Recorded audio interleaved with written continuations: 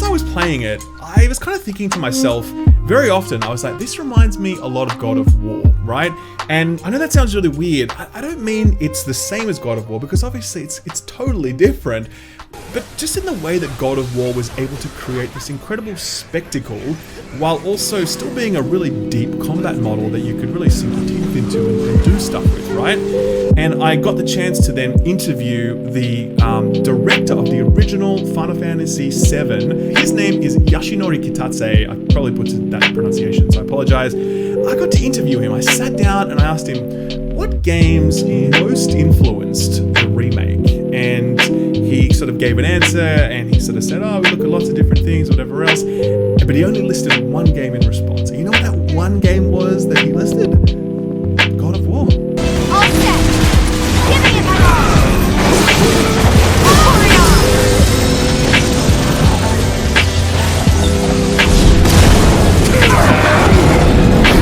As impressed as I was by combat, I was absolutely not ready for the walk through Midgar in Chapter 2. The entire sector hazardous. Immediate evacuation is advised. We saw such a narrow view of Midgar in the original because the technology was so limited. To see it like this was just wow, it looks incredible. And if you've seen any of the trailers doing the rounds, you know there's a lot more to come. It was at this point that I realized just how next-gen the lighting felt in this game. It's not ray traced, it's just very deliberate and very impactful. I remember thinking that when I was playing, and sure enough, when I went and sat down with Kitase-san and got to interview him, I learned that they actually have a dedicated lighting team on the game. That's all they do. They just light every location, every scene, every item, everything. I wasn't remotely surprised to hear this because the lighting in this game was so consistently superb. There were plenty of story reveals in this section, which I won't spoil, but let me just say that there's a lot of cinematic flair baked into the way this game tells its story. You could be walking along when suddenly you're in a cutscene or you're in a flashback, kind of walking through a memory, and it's so seamless that you kind of miss the transition if you weren't paying attention, but when the action heats up, it absolutely becomes unmistakable that, you know, this is happening. This section and the next gave me a good sense of how exploration will play out in the game. The city streets don't have a huge amount to explore. They're pretty linear on the whole, but they do have side streets that offer weapons, armor, and items if you choose to make the detour. Oh, and there's no random encounters either. That's not a thing. They're gone, no random encounters, so you can breathe easy. In the second Mako reactor, there's a sort of puzzle-solving element where you have to find hidden keys around this room, or multiple rooms actually, and you use these keys to deactivate certain components of the Airbuster boss, which you're sort of working your way towards, so that when you get there, the encounter is easier. If you like, you can complete a small mini game to get access to a storage room that lets you actually collect these components that you've been deactivating, and you can use them as weapons or items. It's not exactly revolutionary, but I enjoyed it, and it made me interested to see how else Square will keep exploration engaging during the 60-hour plus adventure. Because yes, this is part one of the remake, it's not the full story, it's just one part of it. I know a lot of people are upset about this or worried that there won't be enough content to justify the price tag, and it's this kind of cynical cash-in from Square where they're just like mining the nostalgia dollars, etc. This game is on 2 Blu-ray discs because there is so much content. The developers have promised that there's going to be at least 50 to 60 hours in just this first part of the remake. Obviously, we don't know until we play it ourselves, obviously, but 2 Blu-ray discs, man, I don't know. I don't get the sense that there's going to be a shortage of content. If what they're saying is true, I certainly would not mind paying $60 for 50 to 60 hours of what I just spent 3 hours playing there. I think that would be a pretty damn good deal, personally. So look, as I said, I was not ready for how good this was. I really wasn't. I went in feeling pretty confident that I knew what to expect because I'd played the original and I'd played the remake at E3 last year and I'd watched the trailers, but this build, feeling the full combat model, seeing all of this spectacle, hearing all of the music, exploring the city, this is just looking fantastic, and it feels like it's genuinely raising the bar for JRPGs. I played Persona 5 a few years back and loved that, and you got the sense that that was kind of raising the bar with its deep social systems, its well-designed classic turn-based combat, and its unmistakable style. Final Fantasy VII Remake feels like it's going to raise the bar yet again with a brilliant evolution of the turn-based combat formula, state-of-the-art visuals and presentation, and an orchestral soundtrack that is so good that they have already announced a symphonic world tour. Barring some sort of horrible catastrophe that we can't predict, I think this is going to be a pretty good video game.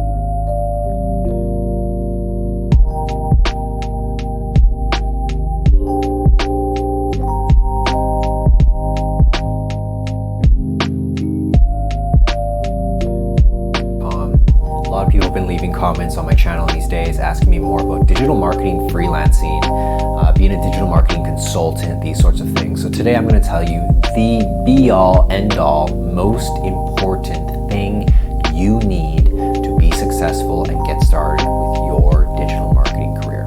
Let's get it.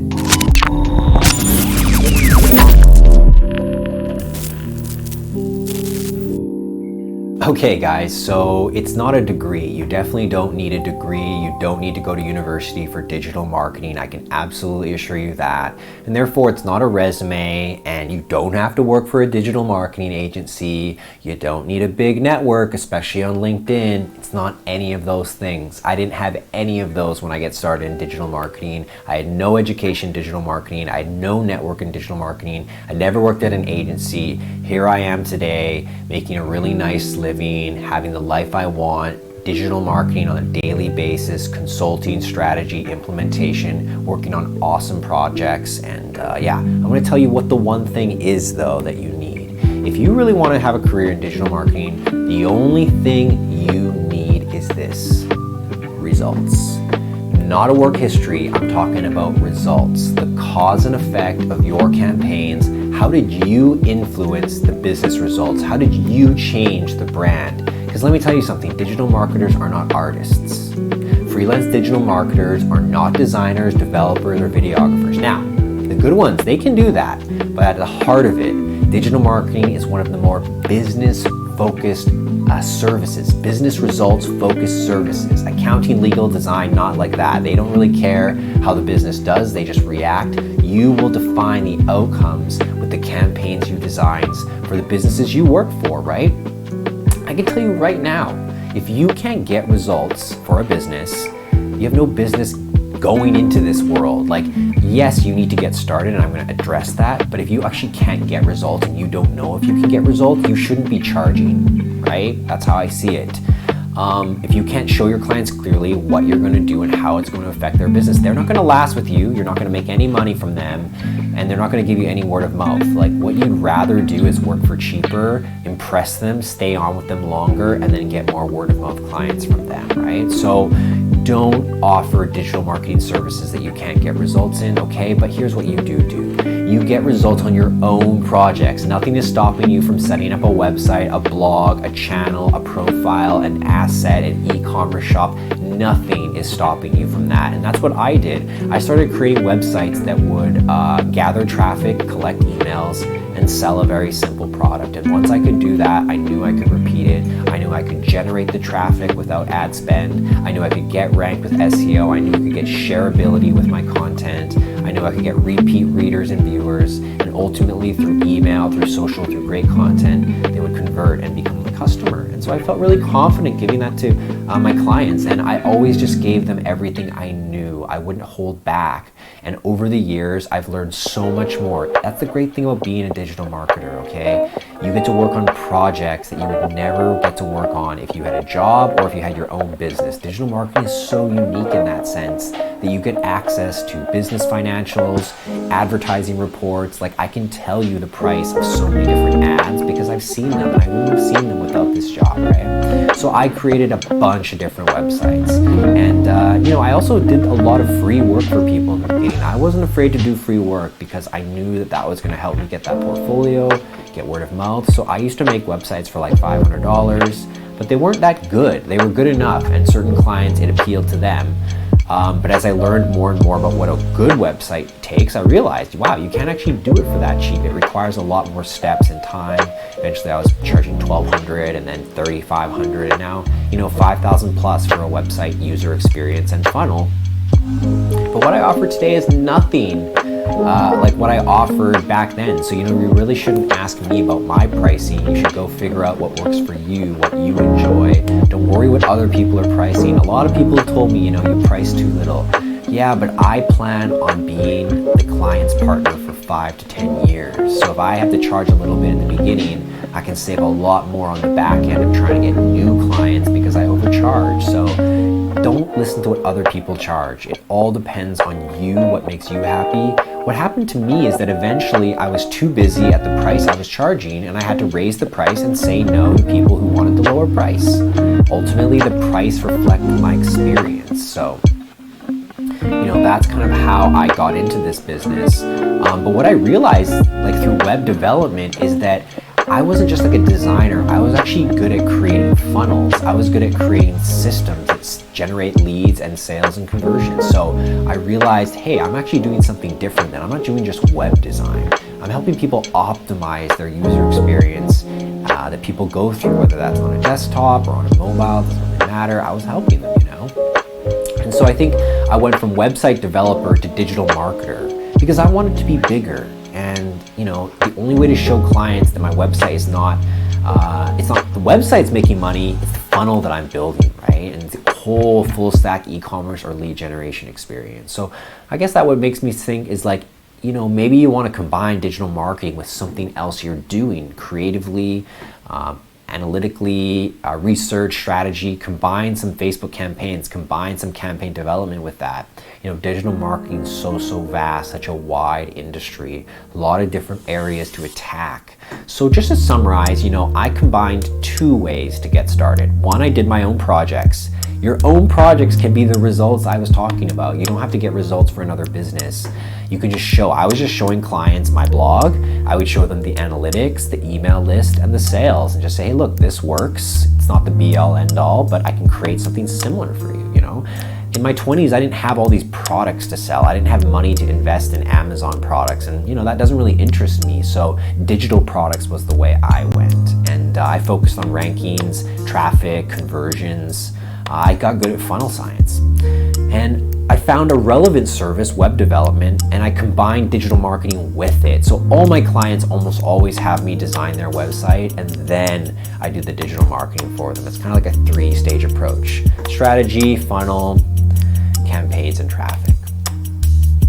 So I hope this gives you guys a little bit of an understanding about sort of how to get started in digital marketing. And I just want to remind you that the best digital marketers in the world are going to be somewhat creative, or they're going to be good at some sort of medium, maybe copywriting, pictures, videos, I'm not sure. But just remember this: a digital marketing campaign requires many moving parts. There's the content, there's the placement and the setup, there's a landing page development if that's part of the experience, there's the reporting. So there's a lot of different aspects of digital marketing that you can come into, okay? I think a lot of my digital marketing partners, they're all graphic designers, they come from graphic design and they realize it's hard to get long-term clients, but if you can turn graphic design into ad design, and then you're a digital marketer, right? So I really believe all the best digital marketers are self-taught. They're just more passionate about the industry than others, so they move fast, they learn faster, they read and consume a lot. I believe your fastest route to having a digital marketing related career is to reach out to 5 to 10 businesses in your area and ask, are they currently interested in doing a test campaign where you could show them the results you could achieve with Facebook or Instagram marketing? No one's going to come find you and say, hey, could you please do my marketing? But I bet you one of those business owners is losing sleep over the fact that they're missing out on digital marketing. If you could even show them a little bit of results, then you can consider yourself a bona fide digital marketer. You can then take those results and show other businesses what you did. Doesn't that sound right? This is the path I took. I asked people who had businesses,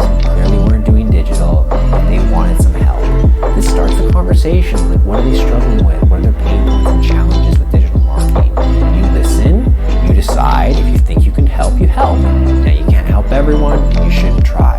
But at first, take what you can get and call it your tuition fee. I probably paid $25,000 my first 2 to 3 years into tuition fees, but it got me here. Okay, guys?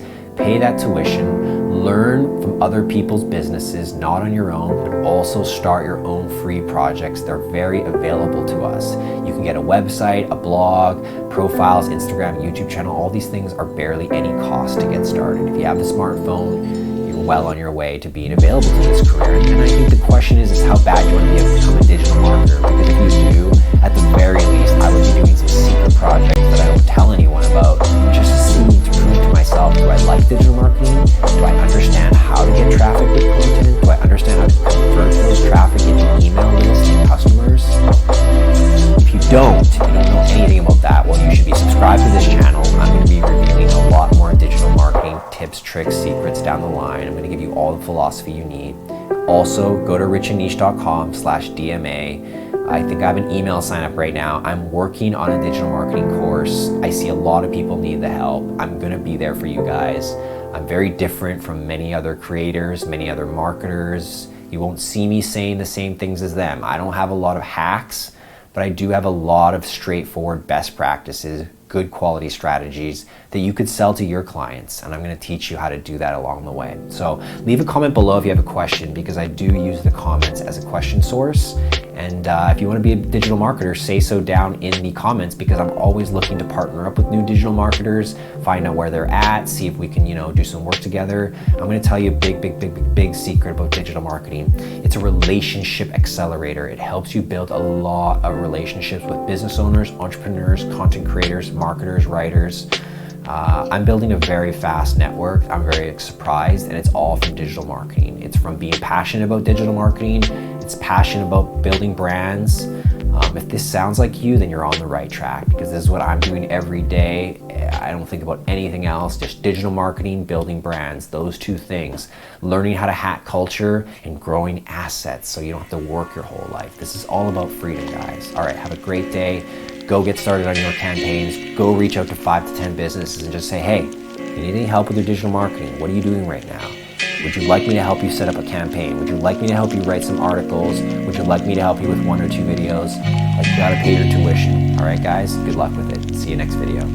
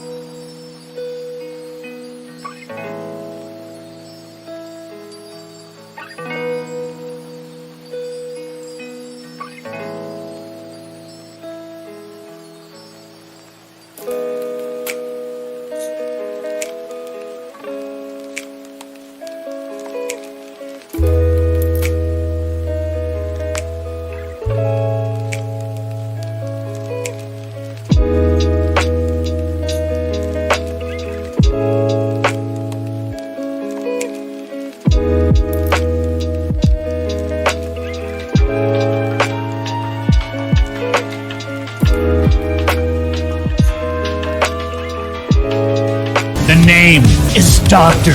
Disrespect. And ladies and gentlemen of the Champions Club, take a look. I bought a brand new Lamborghini, baby. Woo! I mean, it's the same year, just brand new. We ain't slowing down. No. We're not slowing down for nothing. No way. 6'8", 37-inch vertical leap, a jawline that will cut, slice, and deliver the goods. The Black Steel, aka the bulletproof mullet. Ladies and gentlemen. The arena is wide open. Doctor, I love you. Doctor's on his way to the arena. I'll meet you there, but I got a couple stops, ladies and gentlemen. Yeah. It looks like.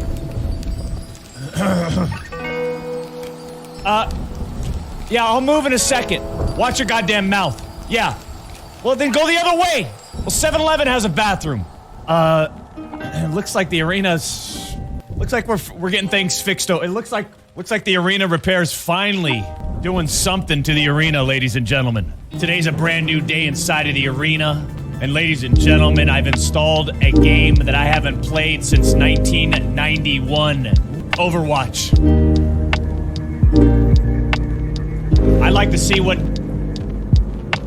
this E-League TBS Pro gaming video game is all about, ladies and gentlemen. And we're gonna be playing alongside Timmy Tough Tenders. Follow me to the arena, ladies and gentlemen.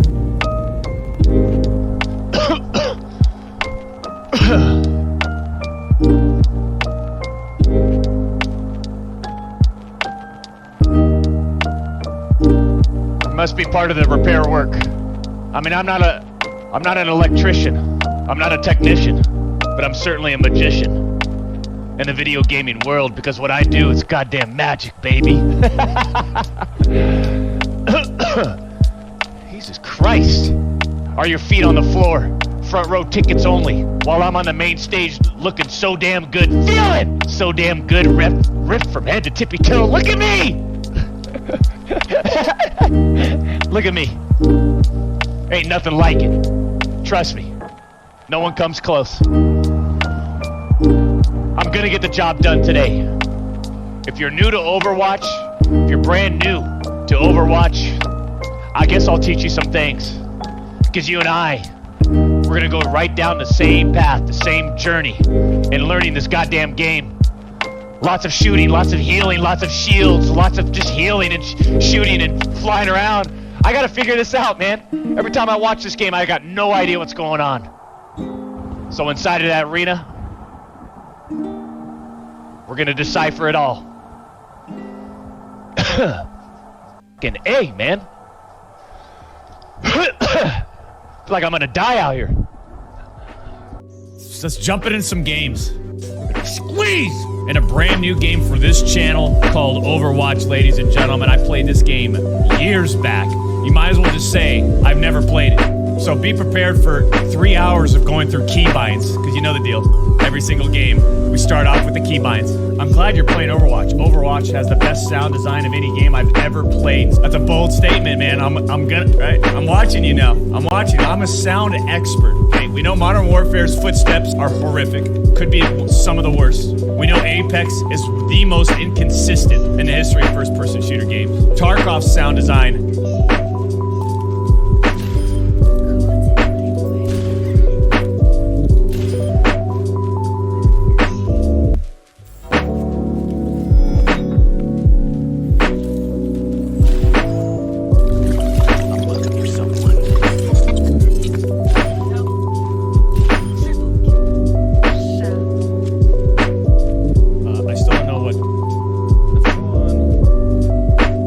Your team with a view of the enemy's location. Okay.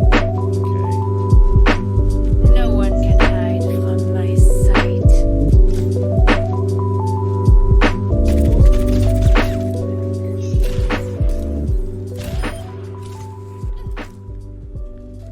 She might be something. She might be it. All right.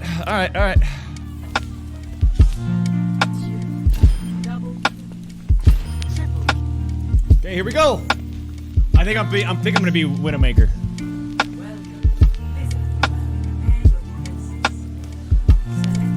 Let's go. Ash is great. Okay, I'll check out Ash. You would like McCree. Ash and McCree.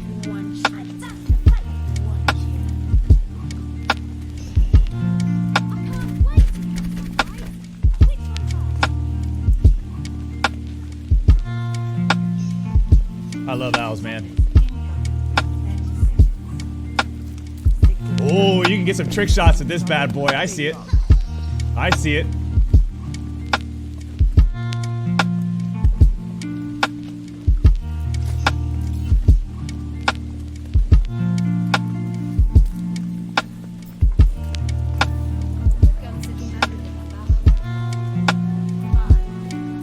Where are they coming from?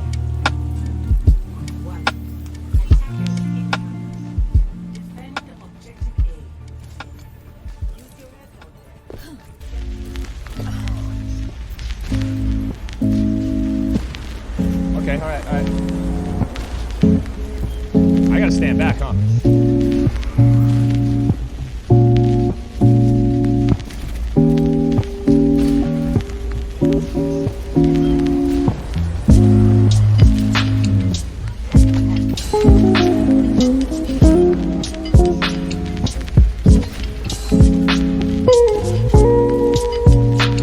I don't know, like, so there's like, I know I have to. Whoa! Jesus! So who do I go for as, like, who? So I know specific players have to attack me. You know what I mean? Like, I'm supposed to focus my fire on somebody else. What do you think, Bing Bong?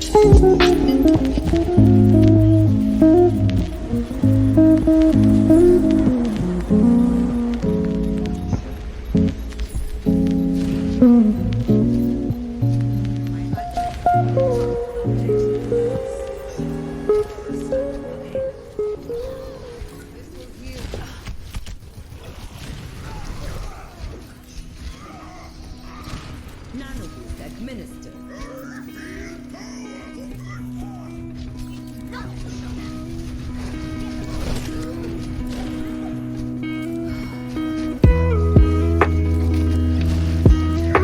Come on! Boom! Let's go. From my sight.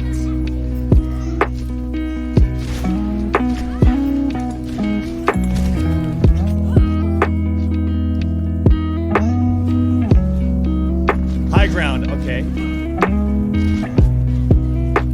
You gotta be in the distance. Who my sniper's a DPS killer.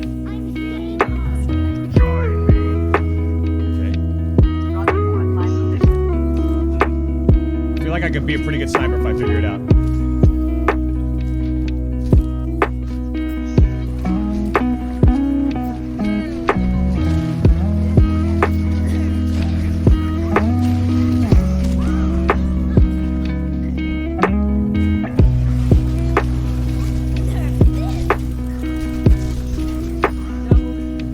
What the hell happened? Locked and loaded.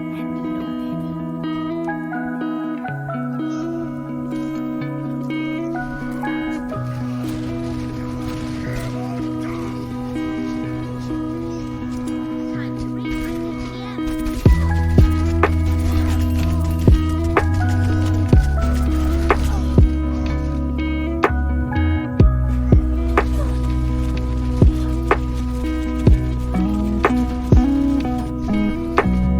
Okay, alright. Listen, I never played, like, you might as well just say I've never played this game. Okay?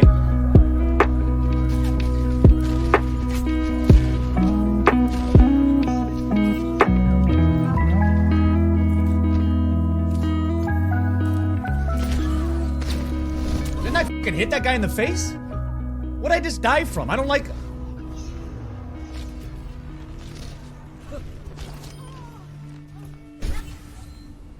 Je ne vais plus te lâcher. Heroes never die. Nanoboost administered. No one can hide from my sight.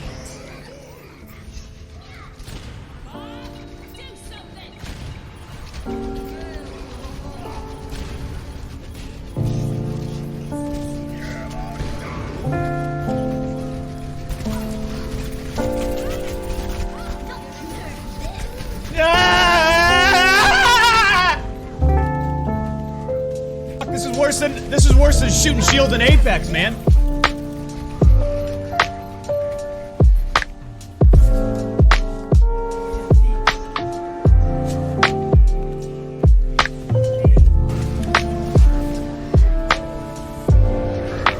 I don't know who it is.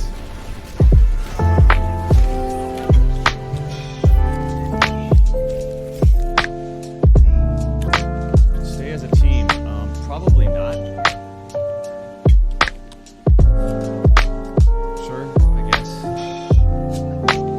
Ultimate, deploy Bob. He charges forward and knocks enemies into the air, then attacks with his armed cannons. Coach, gun. Blast enemies in front of you and knock yourself backwards. Dynamo. Throw an explosive that detonates. This character seems pretty strong.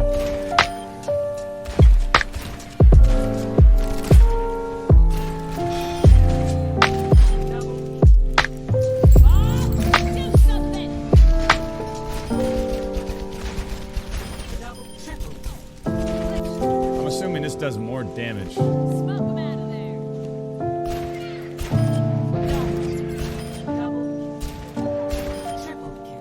This game doesn't suit your masculinity. Stops. You don't think so?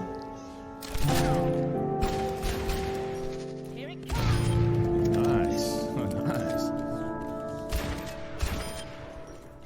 So here's what I can't be bouncing between characters, or else I'm never like I'm the type of person that wants to master a character. It's just finding out which one I want to master. So far, this one seems very. I wonder if people hip fire. So I wonder like.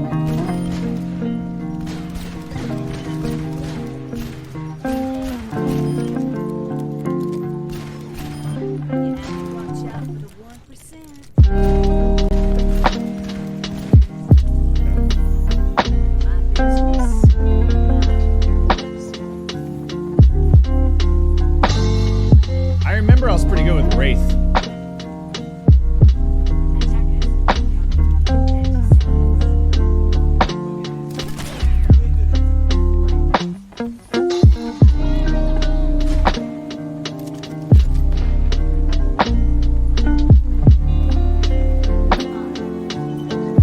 Okay, I know this map.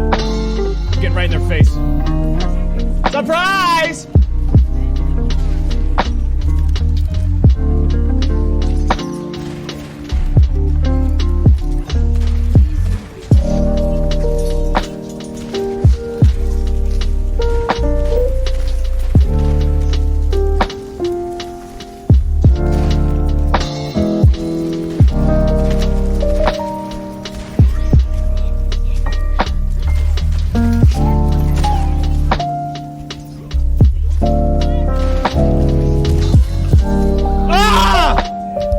I like this, let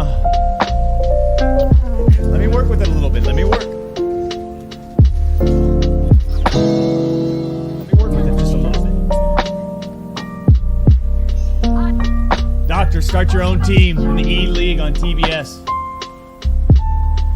I just don't know if I have enough time to play Overwatch between all the multi-million-dollar deals and red carpet premieres, you know what I mean?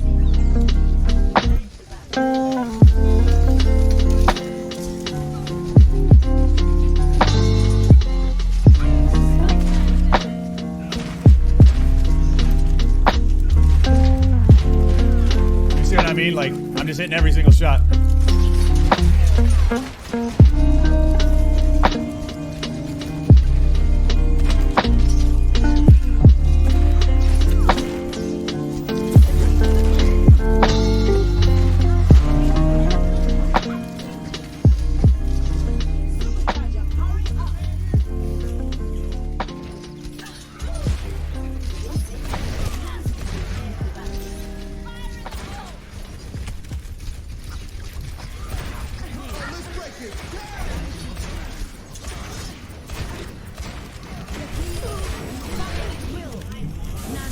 Come on, baby, let's go!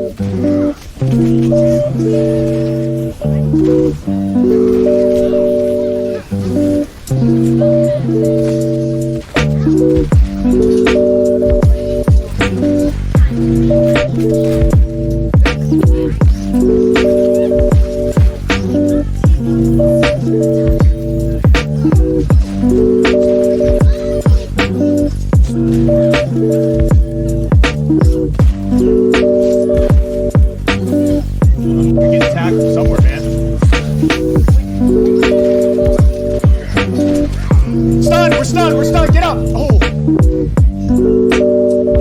Gloom, I gotta watch out for Gloom. Hey, play Overwatch. Much appreciated.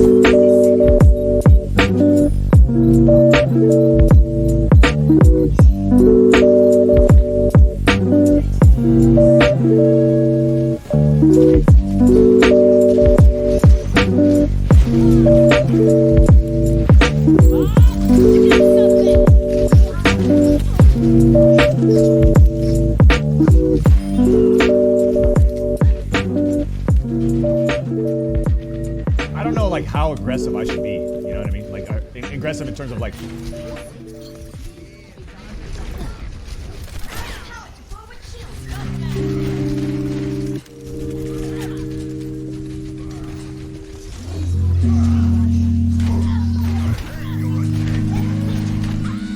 Man.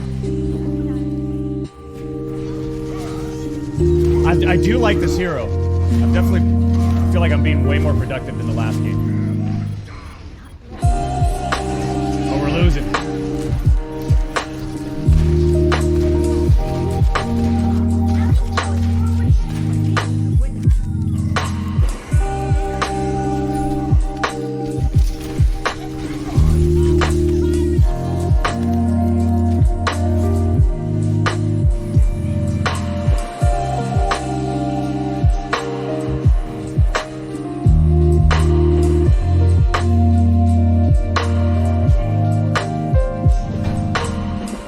How do we do? You know?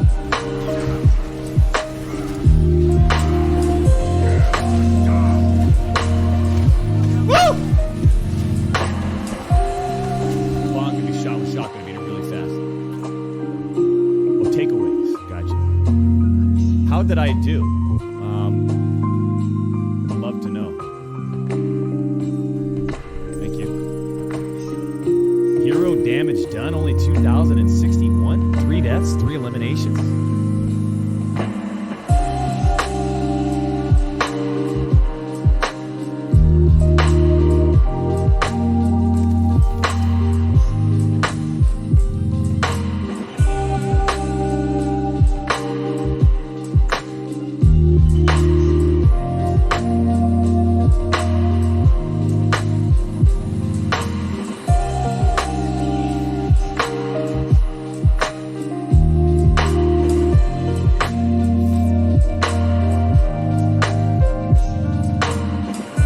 McCree, Doc?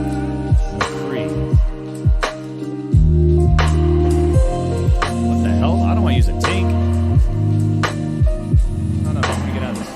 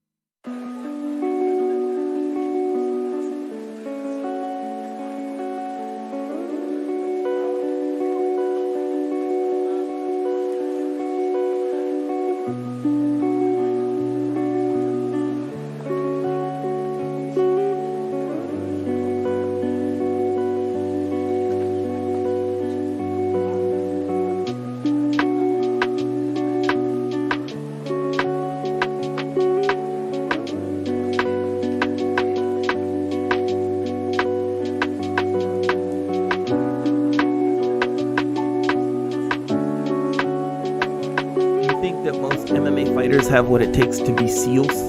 The mental and physical, the brutal weight cut, the brutal fight camp, and stepping into a cage with a trained and elite opponent. Well, this is one of those questions where you might think there's like a really definitive answer, but there isn't really. Some MMA fighters could definitely be great SEALs, for sure. Some of them actually wouldn't stand a chance as SEALs. And there's a lot of things that make people quit and not want to be SEALs, or quit during SEAL training. You know, you got the water. Some people don't like the water. Some people are uncomfortable in the water. Great athletes, not good in the water. Some people don't like the cold. And they can take all kinds of punishment of physical nature, but they don't like the cold. Some people don't like top of a 40 or 50 foot cargo net, and you got to climb over that little pole at the top and get to the other side. Some people don't like that. Some people can't do some simple stuff like memorize. You can't memorize certain facts, and there is a intellectual level that you have to have. Some people aren't situationally aware, right? So some of these, like for instance, you use certain MMA fighters who are really wild, and it's one of their good characteristics is that they're kind of out of control.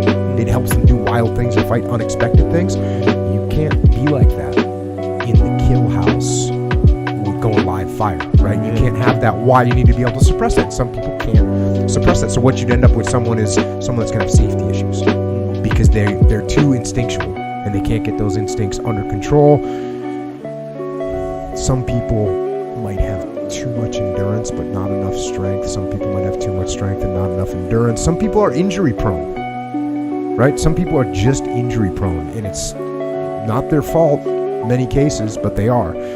And then you take, so that's sort of the things that it takes to be in the SEAL teams that could hold up or trip up somebody that's just a standard MMA fighter. Now, the same thing is true with SEALs that would be MMA fighters, right? Or could SEAL potentially be an MMA fighter? And there's been a few SEAls that have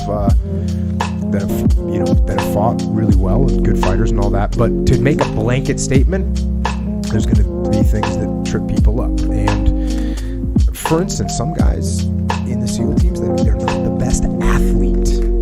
Their athletic ability is not as high as it might be to be a true competitor in MMA.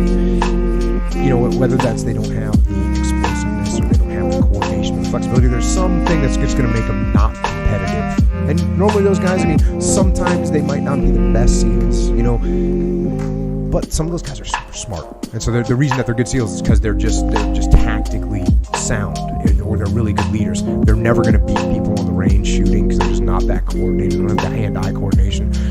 But they're good SEALs anyways. But when you put them in a purely physical competition like MMA, I shouldn't say a more physical on physical competition like MMA, they're not going to do well.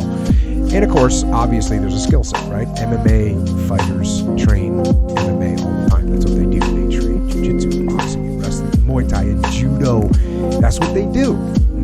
And SEALs also train all the time, but guess what? When you're in a SEAL team, you're not just training, just fighting, right? You're training shooting, and you're training tactics, and you're training patrolling, and land navigation, and parachuting, and combat diving, and fast roping, rappelling, and waterborne operations, all this stuff. And then on top of all that stuff, which is the stuff that you actually really need to train, then they put on a level of mixed martial arts training to make sure that if you are for whatever reason without a weapon, or if you need to handle somebody that doesn't have a weapon and so therefore you might not be in the right to just shoot them and kill them, you got to be able to handle yourself. So there's some level of MMA training, some fundamental jiu-jitsu skills, some fundamental striking skills, some fundamental wrestling skills that SEALs get, but it's not at the level of what a real MMA fighter's gonna have. So with all that, I think there's a good percentage of MMA fighters that would make it through SEAL training and be good SEAls. And there's a good number of SEAls that would probably make really good, solid MMA fighters if they chose to do that and focus their lives on it, because there are some common traits with both of them. Both of them take hard work. Both of them take some level of physical suffering, right? Grind. I mean, you've been around when we're running MMA camps for people. It's a grind. Yeah. It's a grind. It's a day in, day out grind. Now, there's some luxury to that grind. There's some luxury to that grind because when you're in an MMA camp, yeah, you worked hard as hell from 7 in the morning till 9 o'clock doing your strength and conditioning. But then you're gonna go home and you're gonna get a massage and you're gonna have some really good food standing by and you're gonna sit down, you're gonna relax, and then at 11 o'clock you're gonna go back to the gym and now you're gonna do your grappling training. And you're going to train really hard for an hour, maybe an hour and a half. You're going to do drills, you're going to get worn out again, and then you're going to go eat some lunch, you're going to relax, you're going to go back home, you're going to lay down, maybe take a little ice bath and a little jacuzzi. So there's some luxury to the MMA team. The SEAL teams, it's not happening. You're just getting ground down when you're going through basic training, and when you're going through, the advanced workup training. You're just getting beat down all the time. It's a grind.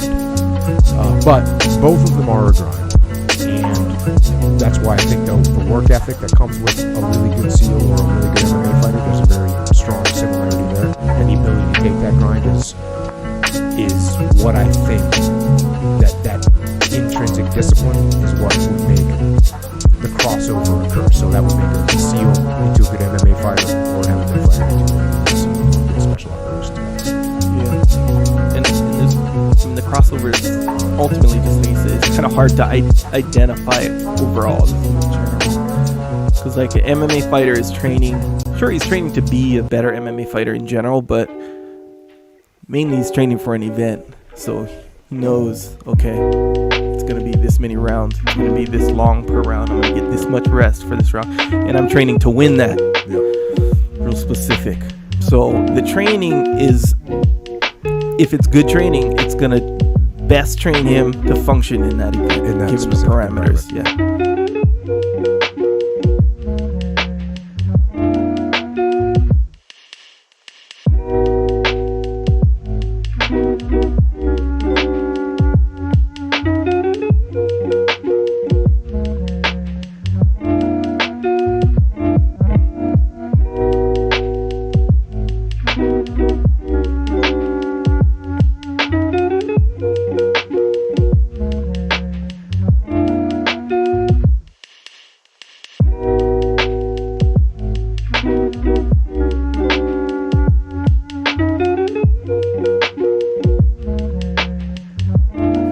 Those models say fundamentally is that if you're moving towards a target, a consumatory target, which would be specified by hypothalamic or other underlying motivational systems, or some combination of those, sometimes it can be a higher order goal, then anything that occurs while you're proceeding towards that goal that indicates that you're going to get it or move closer to it produces positive emotion. Okay, and that's mediated by the hypothalamic exploratory positive affect circuit that runs through the nucleus accumbens, and it basically runs on dopamine. Okay, so that's positive emotion, roughly speaking. It's positive emotion in relationship to incentive reward. What happens if you attain the goal, which is the consumatory reward, is it satisfies you. And that's also a form of reward, but it's not associated with as much positive emotion. It's more associated with the lack of necessity to do that anymore, so you're done with that, and that can be satisfying. And it does seem to be mediated by serotonin, which is basically a satiating agent among its other properties. Okay, so that's on the positive emotion end of things. Briefly, an incentive reward is also equivalent to a conditioned reward in classical behavior theory. So that's actually something you should probably know, but I'll talk about it a bit more. Because you need to know how behaviorist theory developed across time, because behaviorist theory has been incredibly, and still is, incredibly influential in neuroscience, especially in the real neuroscience, which is almost always done with animals. So that's on the positive emotion end. Now, let's go to the negative emotion end. So now you're proceeding towards a goal, and something gets in your way. You're walking across the carpet to go to work, and you step on a dog bone, and that's maybe a little painful, but we'll keep that apart from this discussion for a moment. It constitutes an impediment to your progress forward. Or maybe your kid left like a piece of furniture in the hallway. That's a better example. So it's a bit of an obstacle, and when you look at that, then that's going to produce negative emotion, and the negative emotion is because there's an obstacle in your path. Now, you might say, how much negative emotion should you experience when you encounter an obstacle? And that's something that I don't remember if I assigned you guys the entropy paper that I wrote with Jacob Hirsch and Raymond Marr, but anyways, we took a long time to figure out how you might calibrate how upset you should get when something negative happens. And what we realized fundamentally was that it was proportional to the place in the hierarchy where you're goals were disrupted. You know, so if you just have to make a minor course correction by walking around, the amount of upset you should get is basically proportional to the amount of extra energy that you have to expend correcting your course. And so a minor obstacle is just going to, you know, produce a little bit of arousal and stress, whereas if you go out to try to start your car and it won't start, well, then that's going to make you more upset, experience more negative emotion, you know. And if you read that your business you work in has just collapsed because the CEO was a crook and now it's bankrupt, that's going to cause you even more distress. And the distress, roughly speaking, should be proportional to the level of the hierarchy in your expectancy network, or desire network more accurately, that's disrupted by the occurrence. Okay? So, and that makes sense. It's solid. And then, you know, then there's the special case of things you don't know about. You know, so, and often when something gets in your way, the problem with what gets in your way is you actually can't compute how much time and energy it's going to take you to fix it. And so it's very hard to calibrate how much negative emotion you're going to feel under those circumstances, right? Like, for example, how anxious should you get if your car quits working? Well, the answer to that is, you don't know. And because maybe it'll never work again, you know, and then it would depend on, well, you know, do you have enough money to replace it? And how much trouble will you run into, practically speaking, if you use that money to replace it? And then it might also depend on your baseline levels of neuroticism. Because what neuroticism is, it's the negative emotion factor in the big five. What neuroticism is a roll of the genetic dice, which says that your body should output X amount of physiological energy or preparation for energy in response to X amount of disruption. And X varies, right?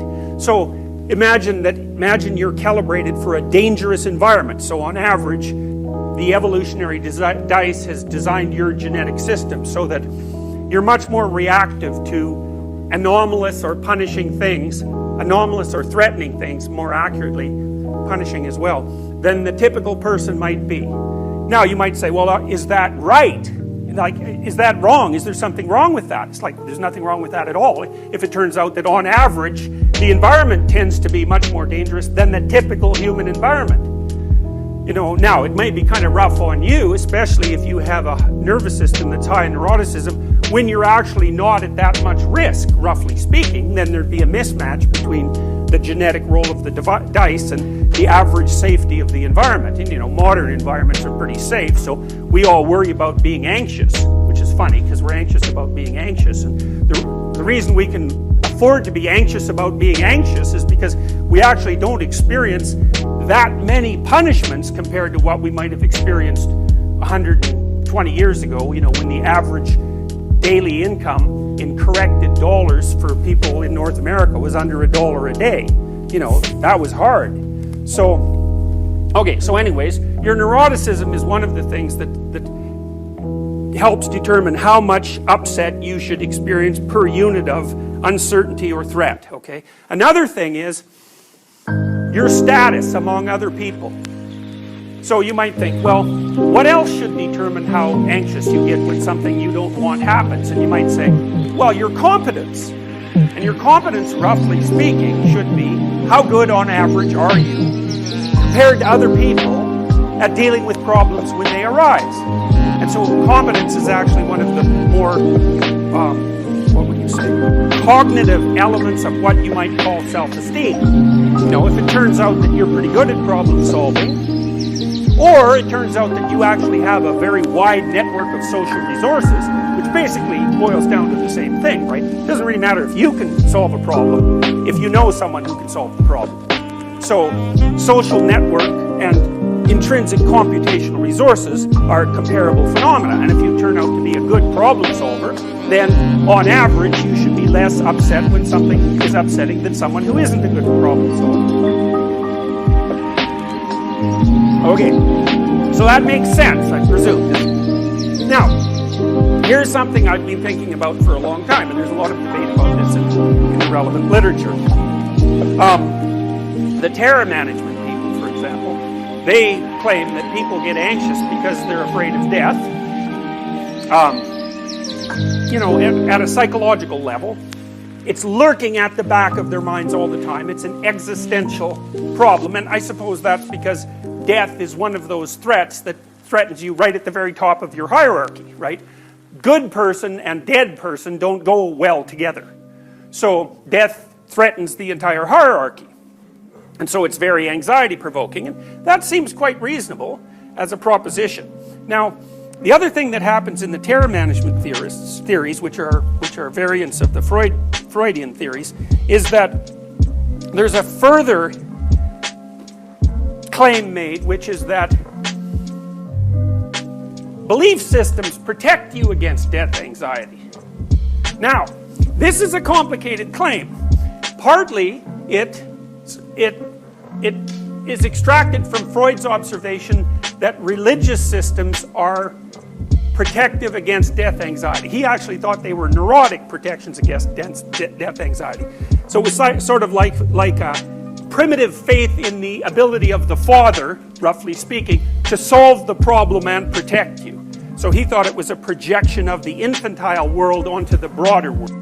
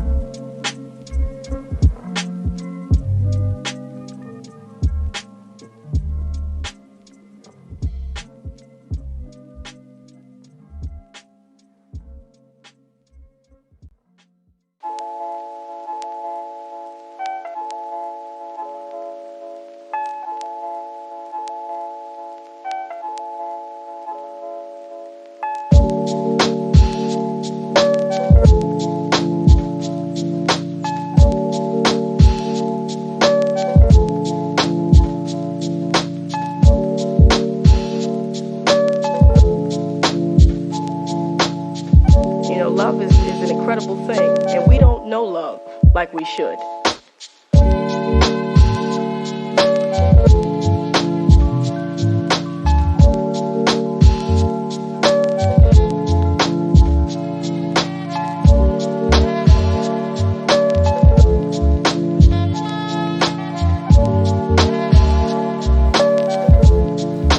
I think a few hundred GitHub stars, which landed me a bunch of initial users.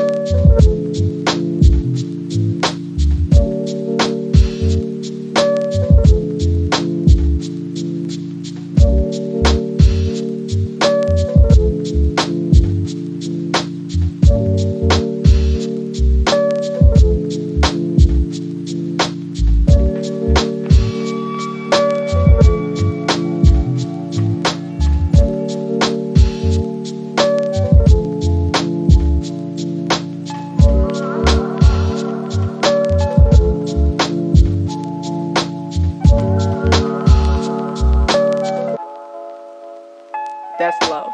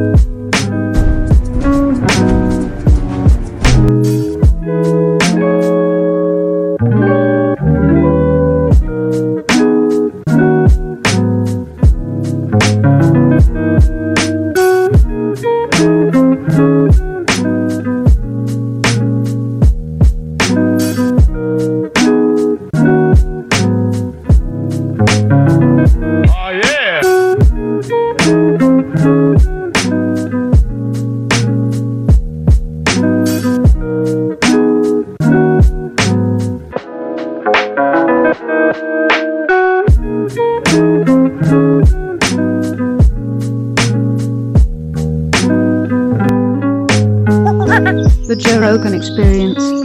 There's a few other factors that are taken into consideration when people talk about longevity and health, and those are community, enjoyment, friends, loved ones, satisfaction with what you do for a living. How do you take those into consideration, and what do you think is going on with those? Yeah, these things are definitely big. So all of these things, and it goes further than that. It extends to meditation and yoga and so on. Everything that relates to stress is very important in aging. It's even reasonably well understood that when you're in a stressed out state, you synthesize elevated amounts of certain hormones that interact throughout the body and in various ways accelerate the accumulation of these various types of damage I was talking about earlier. So it's no surprise that there's a mind-body relationship there. And in fact, so people often study centenarians, people who live an exceptionally long time, right? And why do they study them? Obviously because they want to find out what the tricks are. Unfortunately, it's quite frustrating because there's not a lot in common.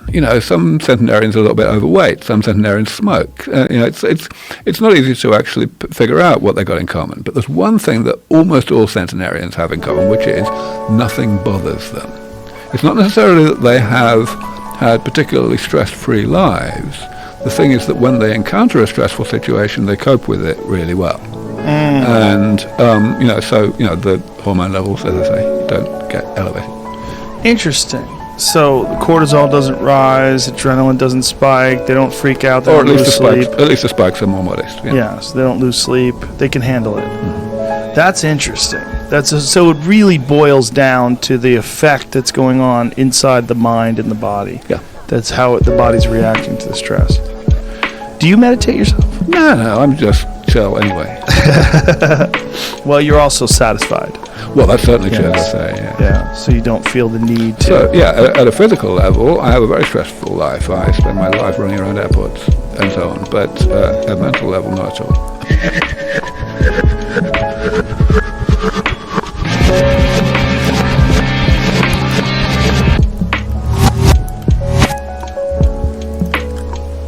Three, two, one.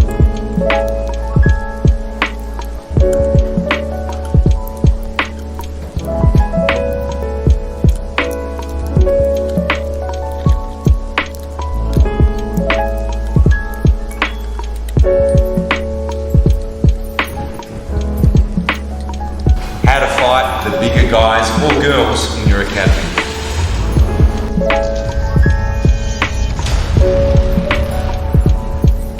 Hey guys, Coach Tom, I'm here with Reese. We're having a look today at one of the things that I'm asked most from viewers on the channel and the website, which is what are some tips of fighting bigger guys? Now, although I'm 200 pounds nowadays, when I first started Jiu-Jitsu, I was the small, weak kid, and my training partners were big, strong guys, adults often when I was a youth, and then even when I was sort of in my late teens, these guys were, so many of my common and toughest training partners were, double my size. So I was able to sort of solve this problem quite effectively, and I think with some of these tools of the trade will really help you. So first things first, you're probably going to be on the bottom, so don't make a mistake of starting with grapple on your knees like this, because if Reese is a big guy, he can push me over, and now I'm in big trouble, okay? So if you imagine Reese is 300 pounds, I'm 150 pounds, I want to start kind of like this. Now, this isn't just to fall back to guard, okay? Because of my size disadvantage, it means I have a speed and mobility advantage. So if Reese is a big guy and he's here and we slap hands, I might be able to put him down using my speed and mobility, okay? However, assuming we can't do that, as I start here with Reese and we slap hands, I'm going to get gripped, okay? What I want to try to do is control his hand. Okay, him passing the guard without hands isn't going to work. So, in the gi, for instance, I'd try to grab his sleeves, okay, and a collar. If I can get two sleeves, great, but sometimes at the high level, they like to keep one hand back, so I might have to have a collar. From here, I now need to make sure he doesn't put his weight through me. So I'm going to offset his weight by having at least 1 foot in his hip. I like to have my other foot down on a knee, okay? But it can also come up if he starts trying to grip me. So if he tries to grip me here, I can bring that foot up and put it into his shoulder or bicep. Now, if he's a big guy, he's going to be trying to put his weight on me and pass. So we need to have insurance. And insurance against the big guy is the leg lasso. So I'm going to put my right foot in his hip, I stretch him out, and I'm going to bring my left leg over, shin into the ribs, elbow tight, and I'm going to rotate back. Now if Reese goes to put weight into me, he's just never going to be able to get that. Okay? So now that I'm here and I've got the big guy's weight off of me, I can now look at keeping him busy. And I don't want to use my body against him as much as I want to use my mind. So now I'm going to start alternating weapons. So I might pull his collar down, and then I might put this foot in his bicep. Okay? What I'm trying to do now is get him off balance or in a precarious situation ready for a submission. So from here, for instance, he doesn't even know, but he's pulled himself into a triangle. All I need to do is point the toes of my left foot and my right foot, pull the collar, and I can lock my triangle here. Okay? So if he's a big guy, you think maybe I can't triangle him, and maybe you have a grip like this and you're keeping him away. Well then what we can do is we can bring him forward, okay, like this, and now we can start moving our body underneath him. The bigger he is, the more space he'll have underneath him. So we could go here to an overhook X, okay? This is a hybrid with a leg lasso. We could also go to a single leg X. Again, notice the principle. I'm using all 4 of my limbs, and I'm trying to use them in a way that he can't put his weight on me, okay? He can try to put his weight on me now, but he just can't, okay? And now I can grab, I can sweep, and I can start putting all of my weight and power into just his foot, okay? So you see what I'm trying to do? I'm trying to align my body in a way that I put all of my attention onto the smallest part of his body, while also realizing that I've always got something in his hip. I've always got to keep him away. If I let Reese's hips start coming up towards me like this, and he's a big guy, oh, you're going to feel this, okay? So remember the principles. If he's a bigger guy than you, make sure you control the hands as best you can. If you can't, control both hands, control the collar. Make sure you oppose his hip. Do not let them put weight into you. Remember, if he's too much bigger than you, you might not be able to submit them within, say, a 5-minute rolling round in your academy, but you can stop them from submitting you in those 5 minutes. And for some people, that's even more of a victory, okay? But then make sure you're playing a spider guard or a hybrid open guard style so that you're using all 4 limbs. He may be bigger, you need to be smarter, okay? But even if you're not smarter, you need to put all of your lion pack onto the one gazelle. So you can do things like Ashigarami, okay? Overhook X. All of this stuff you can do, because what you're trying to do is align all of your body and all of your power against just one limb, because then he has to be so much stronger than you to even have a chance, but he won't be, okay? So there's some of the tips that I use when fighting bigger guys. But if you can develop your jiu-jitsu, in particular develop more of the mental side rather than the physical side of your jiu-jitsu, you'll find that it's actually sometimes easier to fight bigger guys. You know, I have the luxury of fighting guys over 300 pounds all the time. It's one of the reasons I love heading to Dallas to train my jiu-jitsu. I literally got back yesterday because there's plenty of high-level black belts above 300 pounds and they're amazing technical and big guys. And if you can calibrate your jiu-jitsu to the big guys at your academy or wherever you fight, then what you can do is when you then fight smaller people, it's a lot easier to deal with them. If you're used to bench pressing 500 pounds, 200 pounds is really light. So use the big guys and girls in your academy to your advantage, develop your open guard, and remember, keep their hips away from you and you're gonna be good to go. Thanks for watching, guys. Enjoy rolling with big guys. Thanks, take care. Thanks for watching the video, guys. I hope you loved it. For more free videos, click here. And if you'd like to get our free Footlock Masterclass, please click here. And if you'd like to help support me so I can help bring you high-level jiu-jitsu for free every day, please click here. Thank you for watching, guys. I'm Coach Tom. I'll see you next time.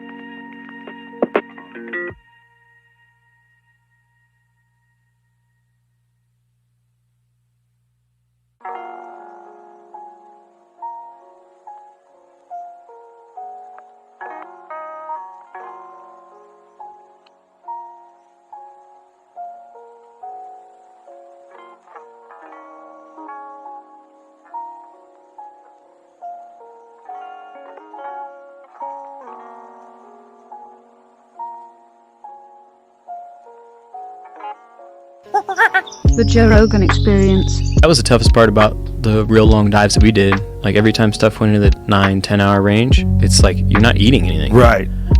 You come out and you're haggard. No, I can imagine, man. Yeah. That's got to be fucking hard.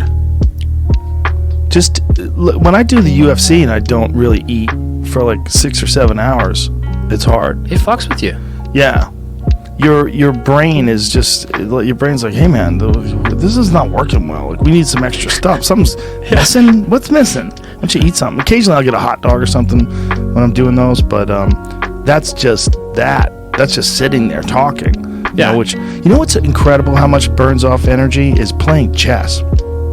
They did these. They had these world-class chess players in these world championship events, and they found out they were burning thousands of calories just sitting there playing chess because they were all losing weight, and they're trying to figure out why are these guys losing weight. Like, what's happening over the course of this tournament? You know, Yeah, of they're a just couple sitting of, there. but their brain is firing. Look at that, 6,000 calories. Robert Sapolsky, our guy, That's insane. who's the Stanford professor who we've had on the podcast, who studies stress in primates at Stanford University, says that a chess player can burn up to 6,000 calories a day while playing in a tournament, 3 times what an average person consumes in a day. Damn. Yeah, so they've figured this out fairly recently because a lot of these guys are losing shitloads of weight. That's wild. Yeah, your brain. I wonder, like, I don't think commentary burns off anything near what a chess player burns up, but I wonder what it does, because you are thinking all day while you're watching the fights. I wonder how much I'm burning. Because, dude, when I get out of there, I eat like a fucking wolf. Could you check your Whoop strap? Do you have it on usually? Yes, I do. But Yeah, but your heart rate isn't going up. Well, also the Whoop strap is measuring. Yeah, it's measuring your heart rate, and it's also. I mean, it's based on your activity. Yeah. I don't think it's gonna know like mental, like, because I don't think their heart rate is jacked. If they're burning 6,000 calories a day just sitting there. Yeah, it's gonna get measured calories burned off of your physical activity. Yes. Right, not like brain activity. Or Right. It's an additional thing. Well, that's also like different exercises that are physically taxing and also mentally taxing. Yeah. They have to be consuming more calories. Oh yeah. Like I was saying about the dives. Mm-hmm. Like I've done dives that are 6 to 12 hours long, and you get out of the water and you, like I'm sitting there, I'm using my brain a lot. Yeah. But it's also cold as fuck, and I've come out of the water a couple times and lost 8+ pounds. Wow, in the water. In the water. Dude, that's nuts. Where's it going? Out. It's all becoming a part of the ocean. I guess. I don't know. Right? I mean, you're you're pissing out a lot of liquid. Losing water to the ocean while you're in the water. Oh yeah. You could get dehydrated while immersed in water. Yep. This is that Polar, that company that Polar straps. There's like, it's a popular one too. They tracked a chess champion, 21 years old, in October. He burned 560 calories in 2 hours of sitting and playing chess, which is about the same amount as Roger Federer would burn in an hour of singles tennis. Really? What? And that's an hour of working out. That's about what I do. Like an hour of an elliptical is about 560, 600. But I would feel like Federer just hopping around all that plyos. But he's back. super efficient. 20 seconds, yeah. That's true. He's hyper super efficient. Right, like Bernard Hopkins when he used to box. Yeah. You know, was super efficient. Yeah. Sustained elevated blood pressure. I wonder if chess is the pinnacle of things that you do that aren't physical in terms of movement, but are incredibly calorie taxing. I wonder if that's the number. I mean, that's a very complex game. Oh my god. I would that and maybe like Go. brain surgery. Yeah, go. Where you're barely moving, but you're like concentrating so hard for hours and hours at a time. Yeah, yeah. Well, there's certain things that you do that after it's over, you're just fucking exhausted and starving to death. Like when I do 2 shows a night, after it's over, I'm so hungry. And that has to be something like do 2 hour, 10 hour, 15-minute sets. Because you're thinking and you're managing it while you're doing it. There's a giant audience there, and you got to be fucking on point. God. Yeah, that's. But I think the UFC makes me more hungry. But it's also like 6 hours, 7 hours in a day. And you're probably moving around a lot too. Yeah.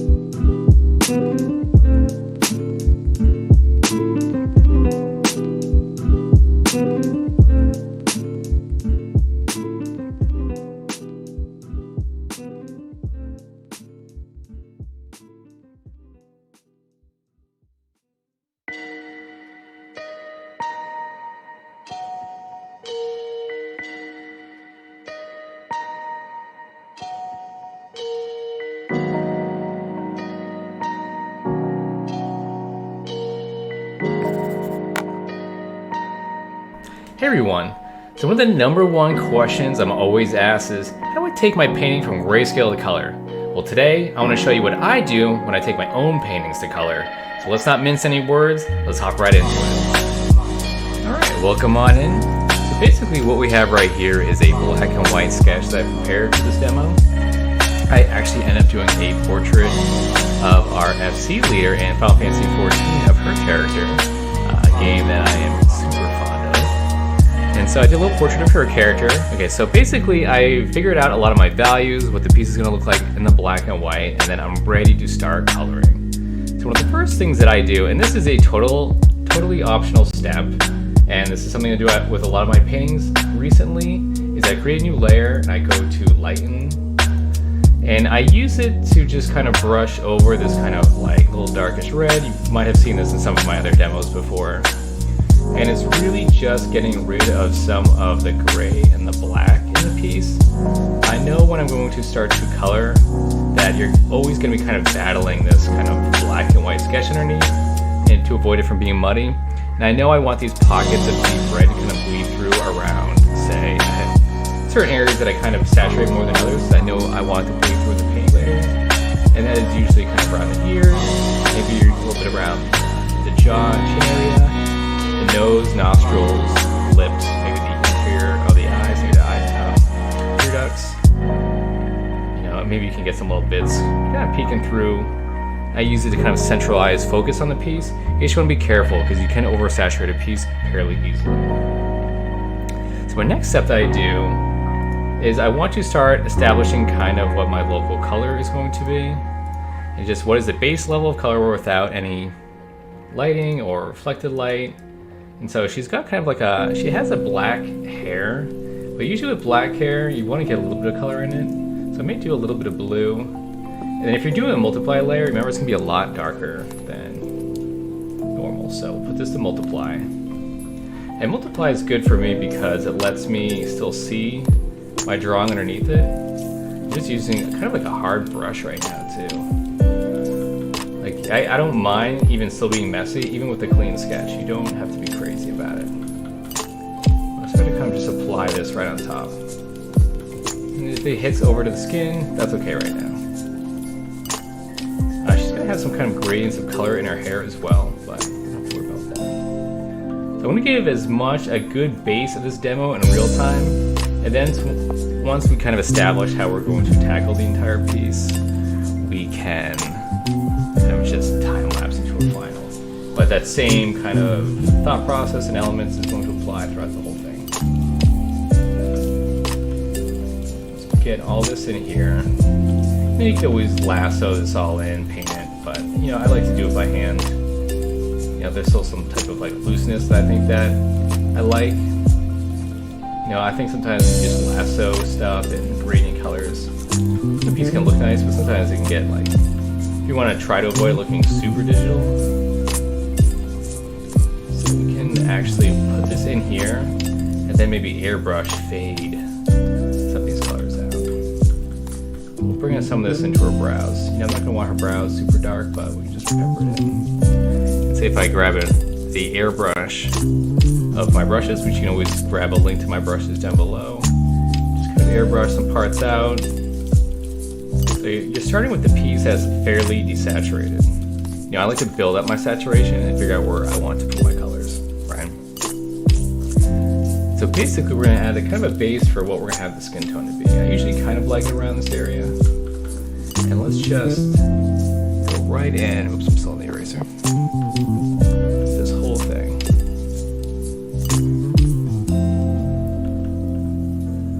And then we'll start bringing the highlights, everything right back out of it. You know, you could even use this as maybe a skin tutorial as well. Since really the only colors we're really applying this, since she has dark hair, is going to be like a lot of these skin tones and the hair highlights and stuff like that. But I figured it was simple enough to use for a demo as well. See how some of that red bleeds out from behind her neck? That's the type of thing that I like that effect to have as I continue painting. And it's going to carry out and be visible through most of the entire process. And then I think she has a little bit of color in her jacket as well, with some gold trim. But we can always add that gold and trim stuff later. Let's just plop this in right now. You can always tackle some eye color.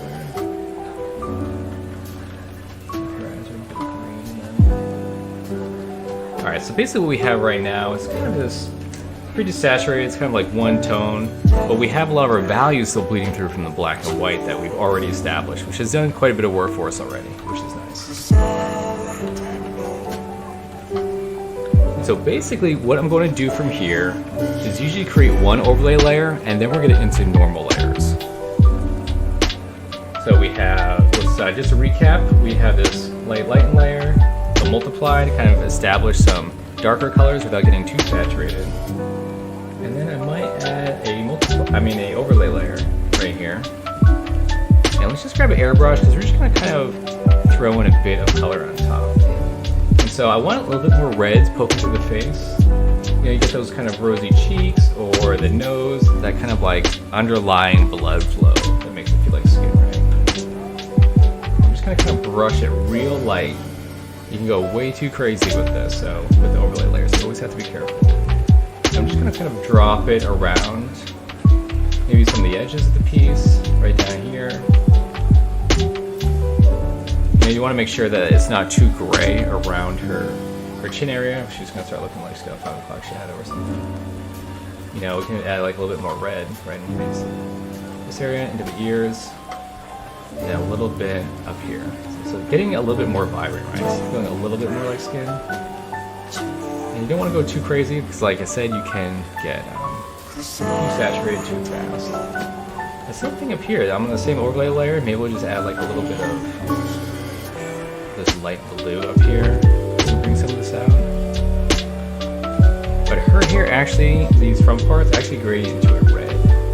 Just go with the red ombre to her hair towards that. I can do it right on this layer. Just like this, and maybe we'll bring this down here also becomes a tip of red. And I think she has some more down here, which is very cool.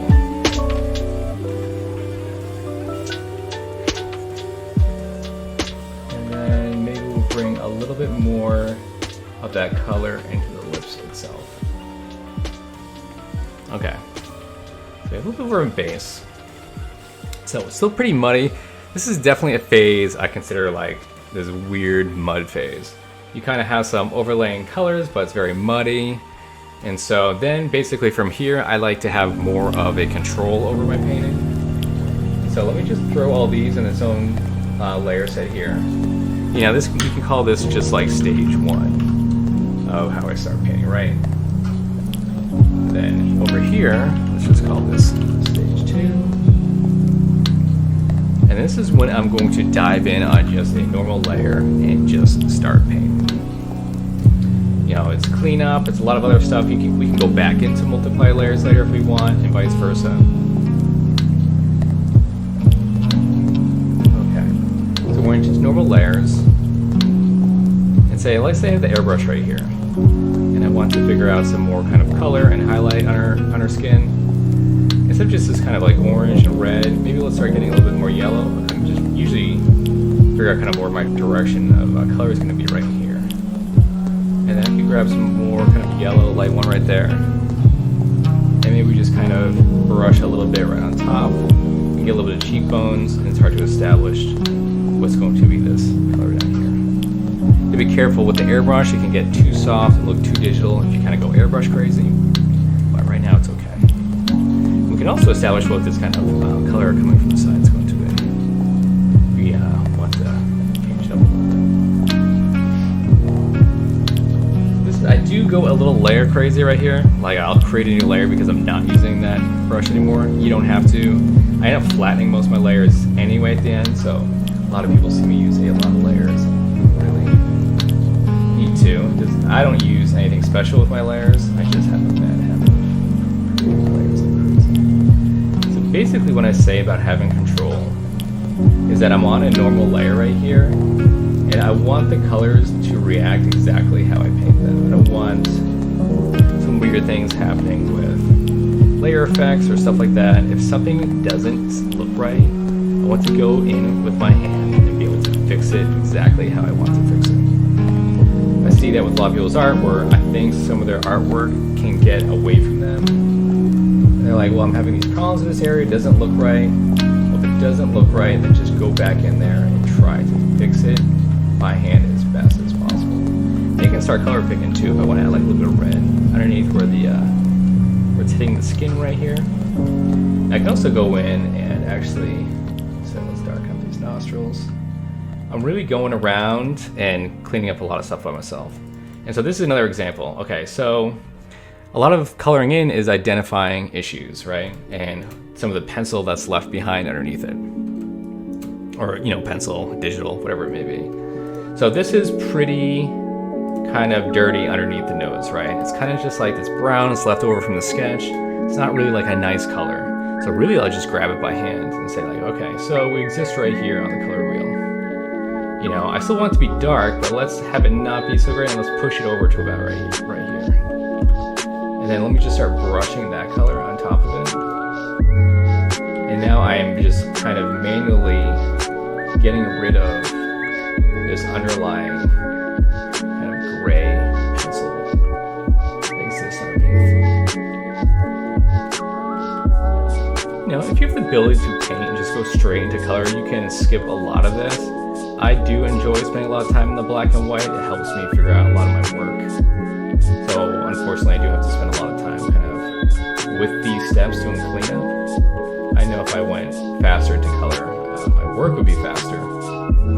And hopefully I get there someday, but right now this is a comfortable step for me. And so this kind of same issue that we're seeing right here, I'm trying to zoom in more than I usually do, just so you guys have an easier time seeing. It's the same with the lips right here. We have a lot of this kind of sketch underneath. Why don't we grab some of this dark color We can kind of re-sketch where this upper lip is actually connecting. Sketch it right down underneath. Grab this little crease. And so, same thing right here. Maybe I'll grab some of this little lighter color. A little bit more red so it's not so gray. Slowly smooth this out. I'm just using the DG main brush that I usually use. It's available in my brush pack. And just kind of slowly get rid of that. And see, we're slowly kind of getting rid of a lot of the gray color that exists underneath, right?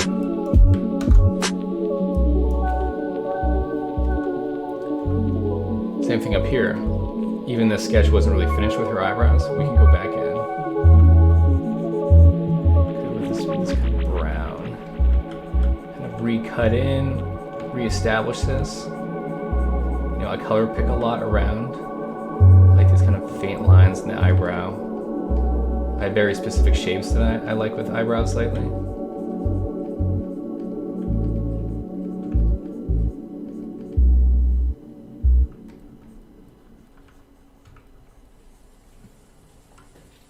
Like that. And same thing, you can see a lot of the sketch underneath. Just kind of manually select color right next to it, kind of brush right over it. Maybe kind of blend those shadows back in. And this is like a really, you know, relaxing part of the painting for me. So much has been established. It's really just trying to render it out, right? Same thing with the underneath the eyebrows, right? A little gray. You know, so we exist right here in the wheel. Maybe let's push over a little bit, get a little bit more color in here. And I'm gonna take the brush and kind of almost match the size of the shape. Get that color in.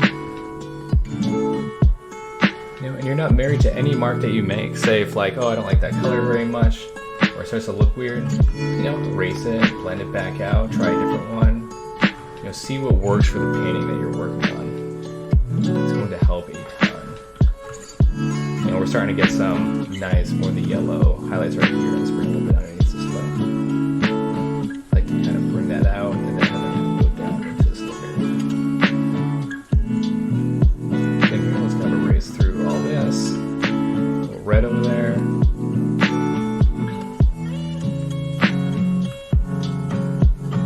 we're just cleaning again. So it's like a lot of cleaning.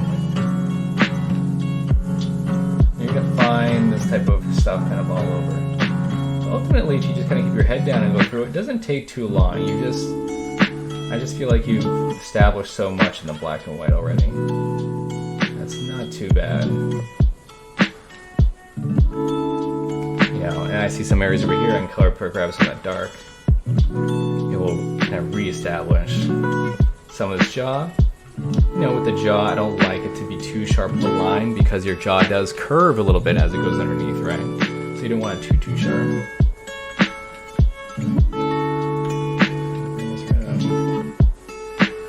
And so this is something I can do also. So this part of the hair, kind of right here, you know, looks a little dark. You can't really see it too well. It actually looks like an area that might get a lot of highlight covering where our light is. So let me make a new layer because, you know, why not? And you can totally just start brushing right over it. So we're over here. Yeah, maybe this is red. I don't even mind going over some of these marks. We can kind of, if I let a little bit bleed through, I can kind of see where it was. And just blend that out. And I can take some of this darker color, kind of reestablish where some of these lines were for the hair. Kind of do the hair like I usually like to do it. All these little things. You know, just because this is darker and muddier doesn't mean I can't just paint right over it and fix it and put it exactly where I want. But I have a good starting line, you know, a good base to start with. And I think that's super important. I think it's these kind of starting steps that can be challenging for a lot of artists, especially a lot of people that just start into digital art and doesn't act the same way as their kind of normal paints or like acrylic or oil. Because, you know, this is definitely a different way of working. I couldn't translate this really over to painting in oil.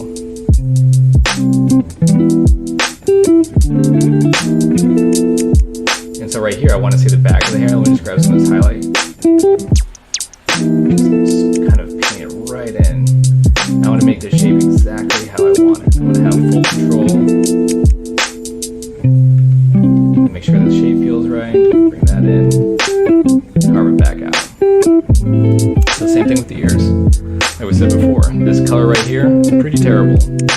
kind of exists in this gray land from discussion underneath, right? You're always kind of fighting it.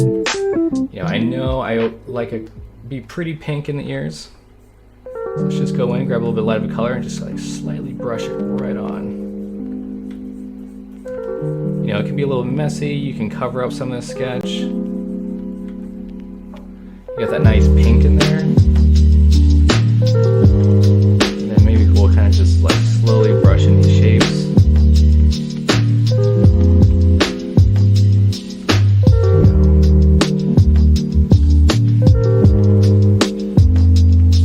And maybe some of this dark area where it's actually kind of going into the ear.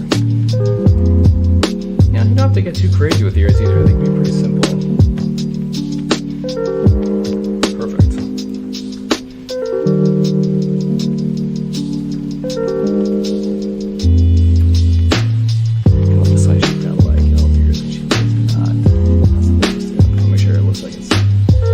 Top parts are kind of just covered by this hair that's kind of coming down, which I thought was kind of cool, but I want to make sure it reads pretty well.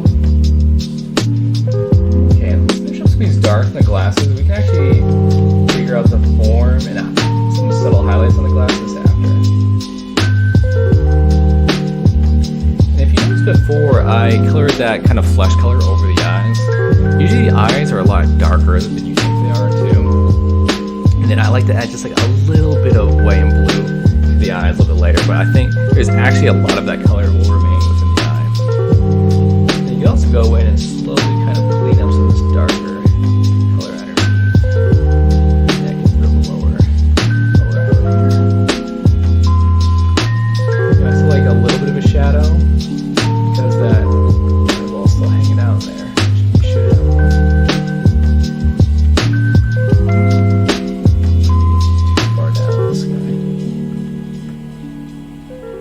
Because really your eyelashes are kind of underneath this crease right here.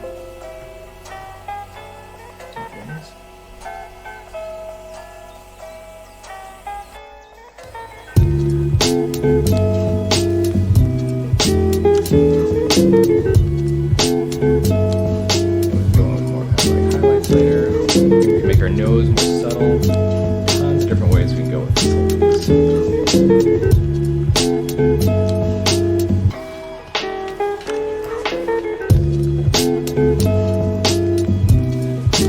Talk about with the eyes before making a little bit here, of course. So this is the eye color we're working with right now. It's definitely very kind of fleshy, right? Maybe I'll grab like a little bit of blue and drag it right here. And I just want to kind of slowly dab it on, just real light, a little bit more towards the center. Go pretty subtle with the color. I don't want the thing to feel totally monochromatic as well, so this color sounds pretty nice. We'll get a little bit more color on the lips. Lips should feel pretty vibrant as far as the color is concerned.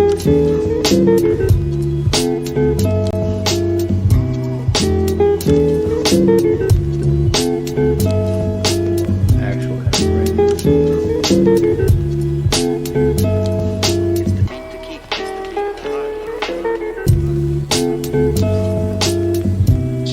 So a lot of those things are going to continue throughout. So like shadow underneath the jaw, that area, that has to be kind of reestablished. Go back in. I want to figure out some brows. We can kind of tackle the lighting itself.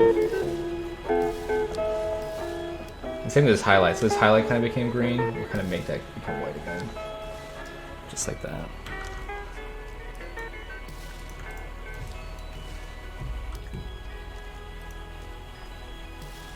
And so, I guess same thing, looking down at the bottom of this jaw, I like it to be a little bit more red down here, instead of that gray.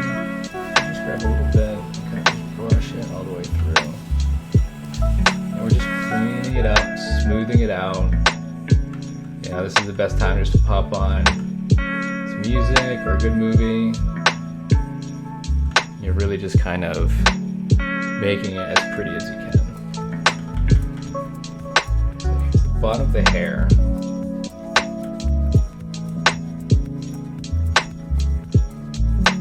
Like I said, you can always re-establish any shapes. Some parts are they feeling too thick? Is it feeling too weird? Go back in, paint it out, and then maybe we'll put some thinner lines in here, make that feel a little bit better. And our hair actually goes pretty red, and so I want to show you guys steps, this step in case, so we don't just see it in a time lapse and you're curious. So if I see a step like this, right, like say with our hair, it's kind of one shade of this kind of purpley red. And at the end I want to go definitely a lot more vibrant red as we slowly push up the saturation on it. We can make another overlay layer. Let's go up to the airbrush here. And we can make it pretty vibrant. And let me just fade it into the hair. Just like that. Now I can take the eraser, kind of cut out some parts. I don't want to hit all these parts of the skin. You can even erase back in and create these cooler shadow areas like this. And you can make like these little cuts that might have a little bit of interest to it, which is sometimes I do. Kind of like that. And then we've established we're slowly building up that saturation and see where it goes. And maybe that color affects something else. And then one thing I noticed, so we did that, I'll make it like a normal layer, go back to my DG main, and I don't like how hard edged it is from the hair to the edge of the hair. So let me just grab some of this inner color, just slowly brush it out right here. Just like that. And then we can kind of mess with the shadow on her face. If her hair is that red and the light's coming over there, it's probably gonna be a lot warmer of a shadow. So this is basically the entire process and how I start to color a piece. Basically what you see from here on out is that cleanup. I just go from like top to bottom, clean up the entire piece, and then we have a final. So I'm gonna go into a time lapse. This might probably gonna take me another hour or so to finish this up.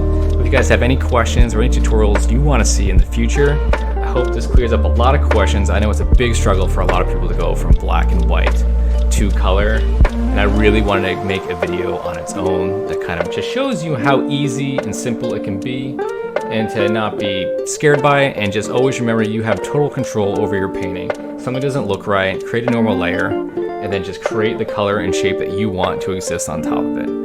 Okay, I'll see you guys at the end of the painting. Thank you so much.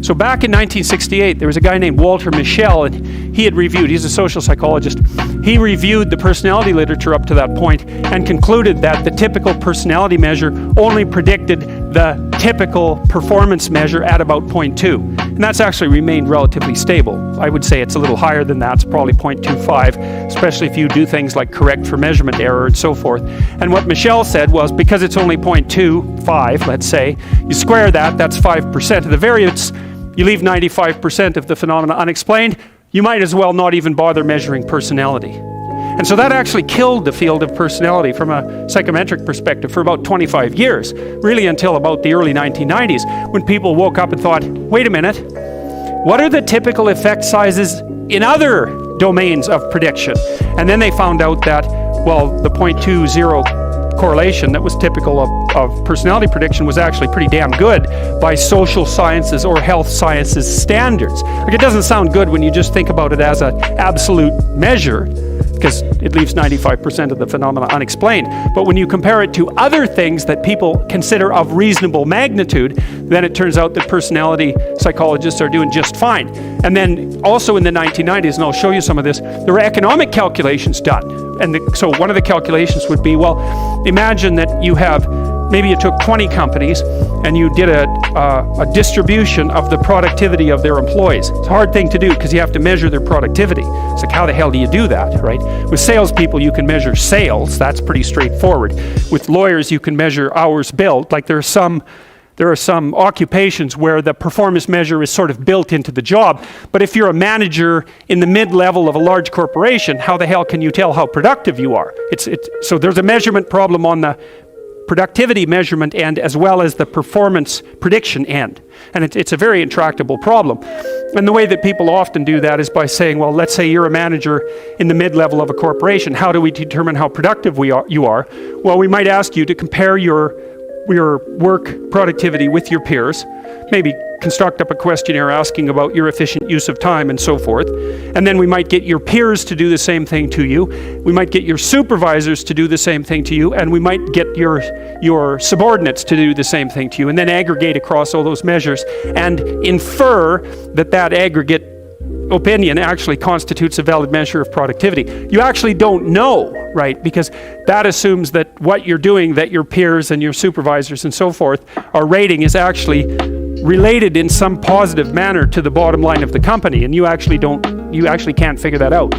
This is actually, I think, why large companies start to become unstable, is because if there's enough layers between the operations of the people in the tiers of the corporation and the real outcome measure, which is basically profit, because that's what we've got, then the relationship between your activity as a manager and the productivity of the company starts to become increasingly blurred. And that might mean that you're working as hard as you can on something that's actually going to cost the company money. So you would actually be much more productive from a profit perspective if you just didn't go to work at all. And that happens a lot in large corporations, because you never know, especially if there's a lot of steps that have to be undertaken in a process before you can test the product in the market. You have no idea if you're wasting time and resources. You just can't tell. So the performance measurement issue is a very, very complicated one. We haven't talked about it that much, but I gave you kind of a brief overview of it now. What you really want to do is have multiple sources of information about performance and aggregate across them. And if you can use real-world measures that are tied to income generation, so much the better, because you have to use something as your gold standard, right? You have to say at some point, well, we're going to define this as reality when it comes to performance. And in a free market economy, roughly what you do there is you say that, well, profit is the proxy for productivity. And that isn't the same thing as saying that profit is productivity. That's not the same thing. It's saying that at some point you have to decide what you're going to accept as a measure of productivity, because otherwise there's no point in even talking about it. And you can't just not talk about productivity if you're running an organization, because the organization doesn't exist unless it produces something that will keep it going. And generally that happens to be money. So anyways, it's very complicated, all of this. And I was also curious, because I'm curious, I guess, is to find out what would happen if I took a measure that was derived in the lab and then tried to launch it out in the actual real-world environment, tried to market and sell it. And now that was very informative, because I presume that we developed tests, which I'll talk to you about, that were actually pretty good at predicting performance, managerial performance, for example, administrative performance. We got ours of upwards of 0.6, which is, really bloody impressive. So we could tell employers, look, if you use our tests, we can increase the probability that you'll hire an above average employee from 50-50 to 80-20, and the economic benefit of that will be staggering.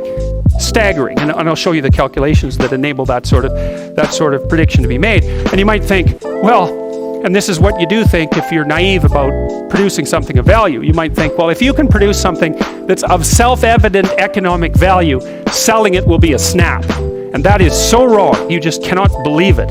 So one of the things we found, which was really mind-boggling to me, was that you could make a case that the probability that a company will use a test that predicts performance, the probability that they will use the test is inversely related to the accuracy of the test, which basically means that the less accurate tests are easier to sell.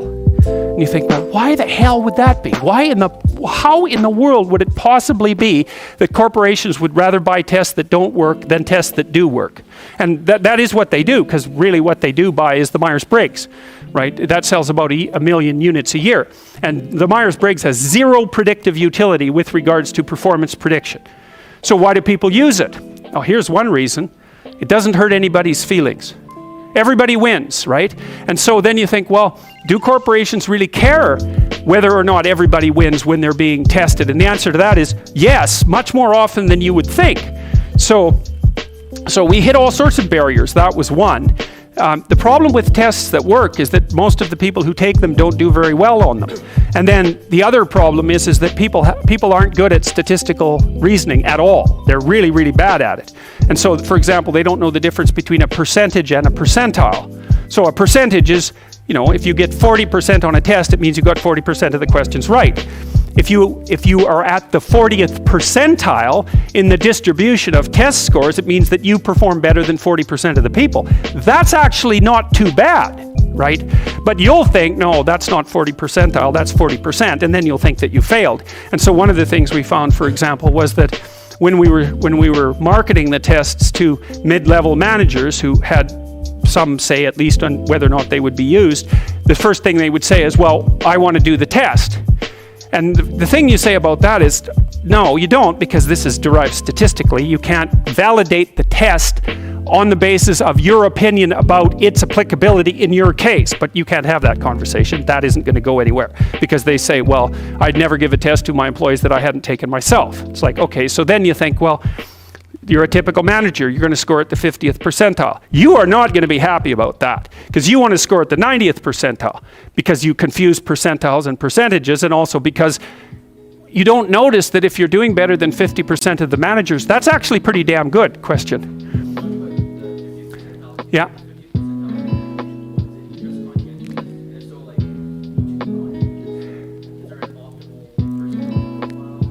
That's a good. I'll answer that as I go through this. Okay. So that was often a dead starter right there. And then the other thing we'd find, this was cool too. Oh, horrible, but cool. So imagine a large corporation, and you go in and you try to make a sales pitch to someone, and maybe they're in HR, and you say to them, look, you could use these tests. If you use it for 100 people, we'll increase your bottom line by $2 million a year. You'd think people would be jumping up and down about that. And they say, well, how much does it cost? And we say, well, it doesn't matter, because the cost to benefit ratio is what you should care about, not the cost, because they would want it, say, for $9 a test. It was like, no. If you do this for each, and I'll show you the mathematics in a bit, each person that you select with this test will bring $20,000 of extra value to your company. You're not getting that for $9. And then they say, well, wait a minute, we have a budget for testing that's limited to $9 a test. They say, well, it's going to produce $30,000 a year in revenue. They say, well, that revenue goes to another branch of the company and we won't get any credit for it. We'll just get punished because we've exceeded our budget for selection. I thought, oh yeah, never expected that to come up as an obstacle. So we had very well-designed products. They also took about 90 minutes, because we started with a full-scale neuropsychological assessment. So we took tests of dorsolateral prefrontal cortical ability, which had before that been administered by neuropsychologists, and we computerized them. We did that back in 1993, so it was among the first attempts to do this sort of thing. And then we had a 90-minute test battery that also assessed the big five, and then you could give that to employees, and you could produce this 80-20 differential that I described. And well, then we found out, well, the test was too long. It's like, well, what do you mean? You're going to gain $30,000 a year per employee if you use this test. It's like, no, people don't want to be tested that long. It's like, okay, so you want an accurate test that doesn't discriminate against anybody, that makes everyone feel good, that's dirt cheap, and that doesn't take any time at all. It's like, well, it took us about 15 years to build one of those after we had built the original thing that actually worked. And so even then, the process of trying to introduce it into the workplace was almost impossible. The other thing you find, if you're trying to sell to large companies, this is worth knowing, is that it's great if you can sell to a large company because it's a large company, man. And so the potential for the sale is astronomical. But large companies are so slow, you cannot believe it. And so it might take you 3 years. First of all, you have to find who you should talk to. That's impossible because all the people that you can talk to have no decision-making power whatsoever. So all you do is waste your time talking to them. They'll talk to you, they'll have meetings with you, but it won't matter because they don't have any decision-making power. And then you can't get access to people who have the decision-making power because they don't let you have access to them.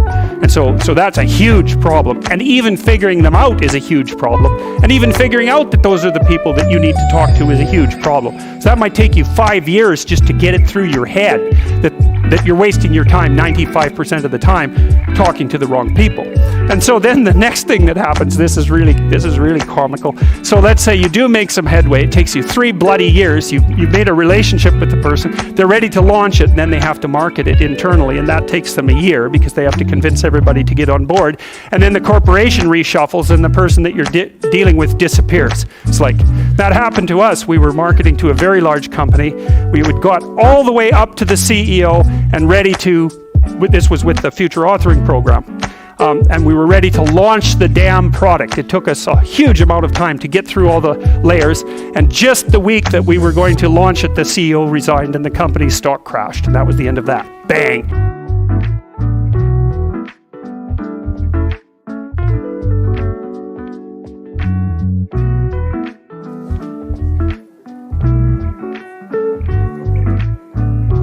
Okay, so now we're going to talk about the phenomenological psychiatrists and their theories from the 1950s. And as I mentioned to you before, a lot of their thinking was motivated by what had happened in World War II.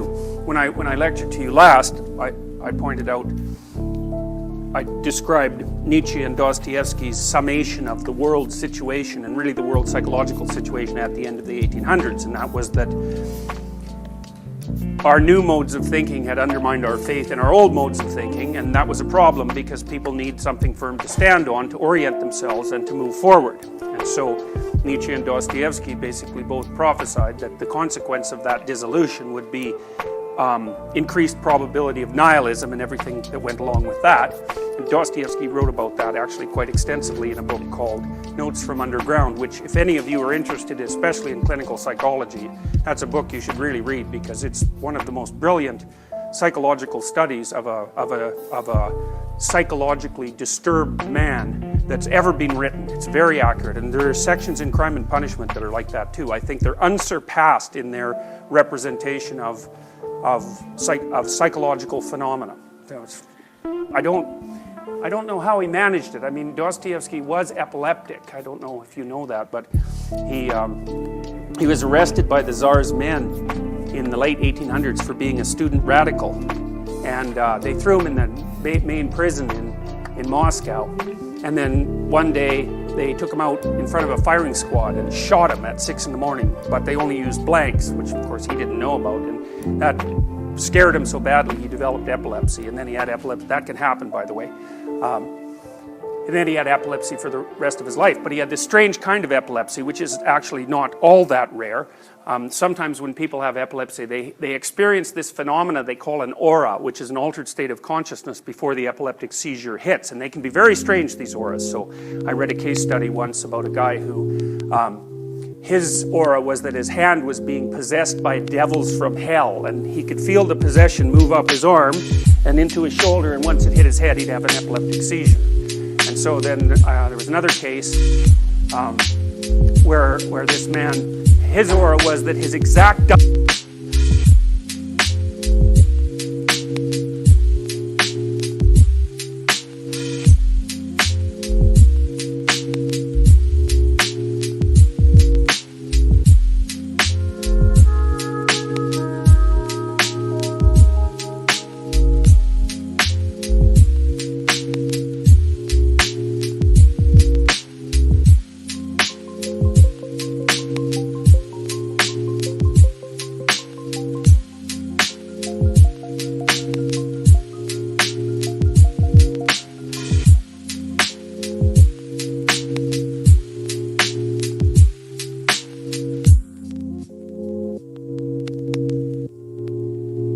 What's up, everybody? We're here at George St. Pierre's private gym. Gonna talk to him about jiu-jitsu, gonna roll with him, check out some techniques. I'm really excited. So let's go check it out. I don't think it's me who's fighting in a cage. I think right now you're talking to Georges St. Pierre. When I fight in a cage, I'm GSP. GSP is not the same person as Georges St. Pierre. GSP is like the Clark Kent and Superman, you know, like GSP I'm putting a mask. Even though I'm scared and terrified inside, when I'm going to fight, I have to put my poker face and go all in. You know, I have no choice. You know, in order to maintain my lifestyle, I have no choice. So I do it. It's part of my job, and I became very good at it, very successful at it. And I've learned it in the schoolyard with the bully. What I've learned is how I get rid of bully is by putting a mask on me. That's what martial art taught me. I was getting picked on when I was young because I was a kid that lacked a lot of confidence. I was like looking down, shrugging my shoulder, and I looked like a very easy target of the bully. If you look at nature, the lion, the prey, the predator will always prey on the easiest prey. You know, the oldest, the one that are sick or weak or injured. And I was the same thing. I was a very easy prey. And what martial art gave me is the confidence. You know, I knew how to defend myself, and also it created more confidence in me. And I knew I needed to put a mask, because when you play poker or you're going to fight, you can't show your weakness, and that's what I've learned. So by changing myself from the inside out, I changed my environment as well. And I like that. It's like it's almost like a different kind of self-defense, right? Yes, and I do the same thing when I'm walking in fight every single time. I act like it's impossible for me to fail, and I am excited to go in there and to find out how I'm gonna win. But in reality, deep down inside, oh my God, what the hell I'm doing here? But there's a psychological transformation that occurs when you work. We say in English, you fake it until you make it. So I put on a mask.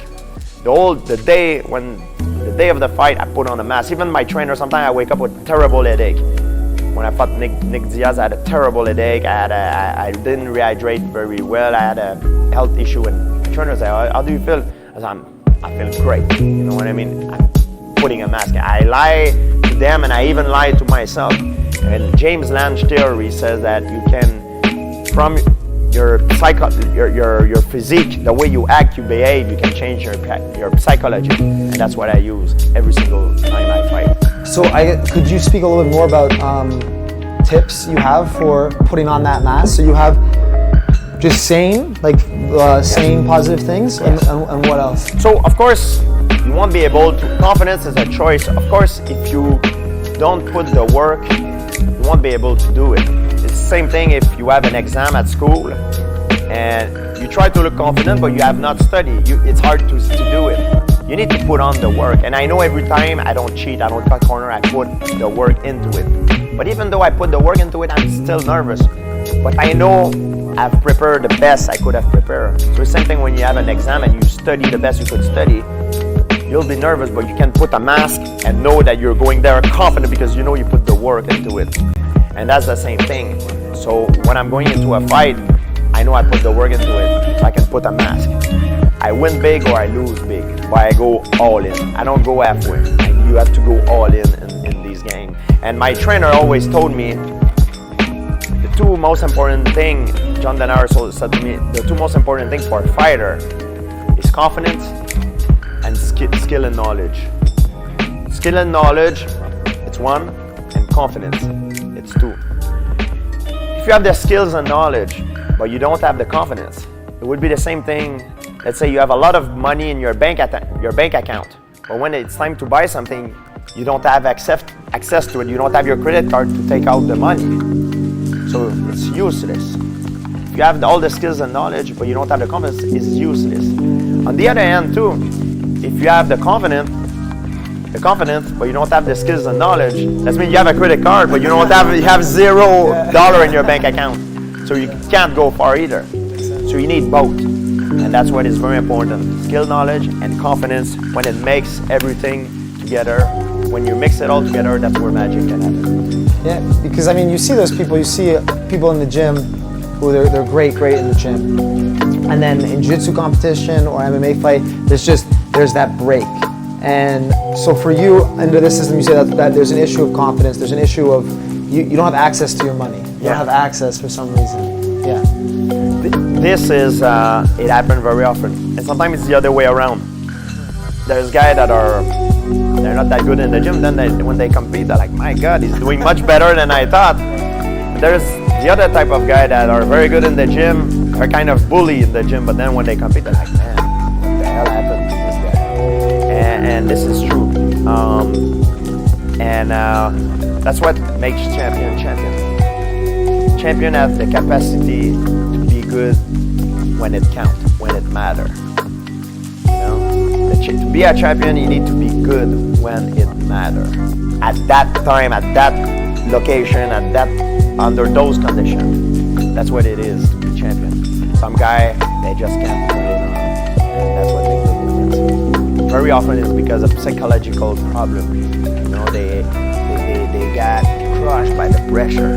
They felt overwhelmed. The fear is normal to be afraid. Kasamoto used to say to Mike Tyson, remember, and I use that in my psychological training. He said, fire can help you cook your food, it could be your friend, it could be a good thing, but it can also burn you. So fire can be a good thing, fear could be a good thing, it can elevate you, make you more sharp, your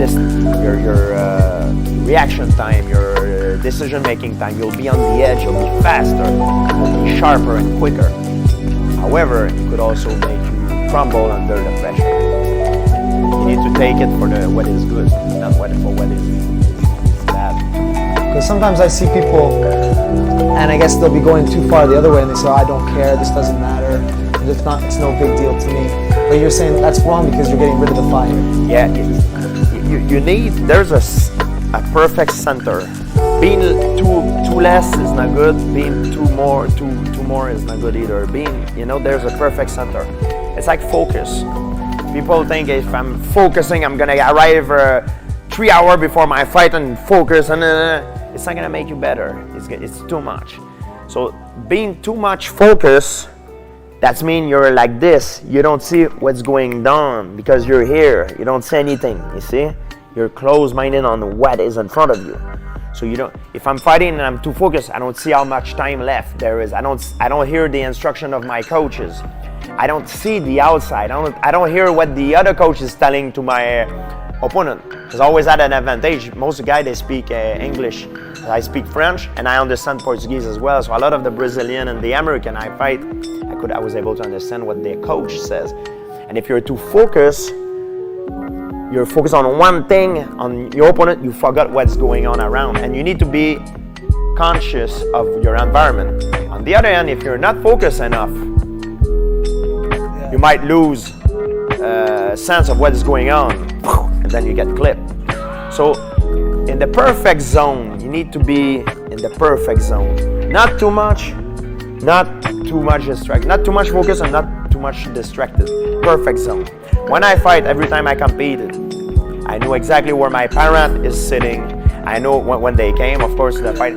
I know where my friend is sitting. I heard my cornerman. I know what the other guys are saying. I know how much time left there is. I know my mind is working, and I'm focused on my opponent. I'm very nervous, and I use all that energy. So some guys, they can't deal with all this pressure. They don't know where to put themselves into this. But that comes with experience, of course, but also that, it comes with, I think it's like a training. You need to do a lot of imagery. It's very important. Yeah, I'm just talking about that idea of focus. I know when I did my first MMA fight, my coach was yelling at me to breathe because I was too hyper-focused. I was thinking about the situation. I wasn't even breathing. I wasn't relaxing at all. And it's just that example. Because that's the silliest thing. You think obviously you're going to remember to breathe when you get in there. But you get in that state of hyper-focus like you talk about. And you're not listening to anything. Yes, you need to be able to have be in the perfect zone. Not too much. Too much focus is not good. Too much distracted is not good either. You need to be in the perfect zone. Grab his tricep and I climb. So first technique, we're in a stance. Very often our opponent reach out to grab the tie, the collar tie. So what I want to do is I turn towards the inside, control the arm, grab his tricep, and I climb to his back here.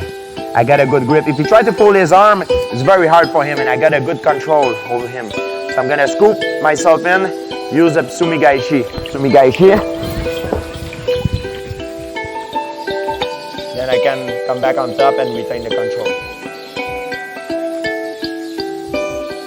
Second technique, we're in a stance.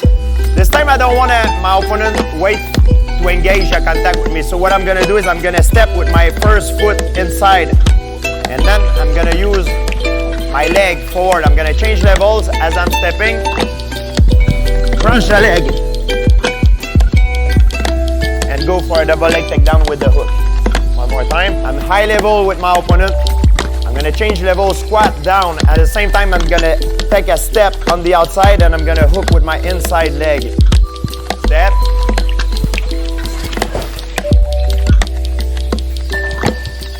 Go for double leg with the inside hook. Kimura half guard bottom. So I'm in a half guard on the bottom. When the person is passing, he's pushing my knee down and he's passing.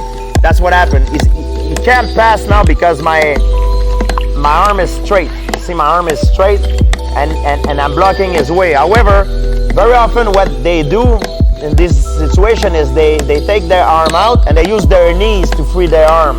So you step over, then he can get the position and I'm stuck. Very often that happens. So when the person passes over the knee, I know that. So my arm is straight, very important. My thumb is in line with my arm. So when he tries to use his knee, I'm gonna straddle down. See, I straddle down my arm. Then I'm gonna take away his head and crank the Kimura. Of course, he's gonna roll on his shoulder. Roll on the other shoulder. Yeah, roll on his shoulder. And now I'm gonna go back to the same exact position I was before with a good Kimura attack.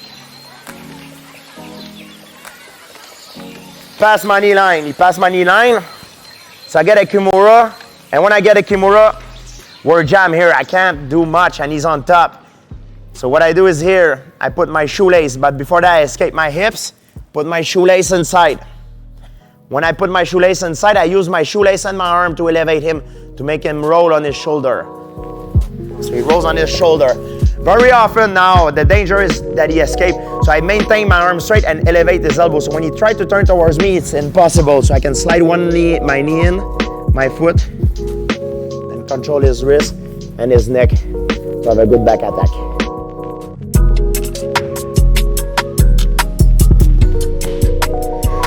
Then our leg locks, but it don't work well with the knee.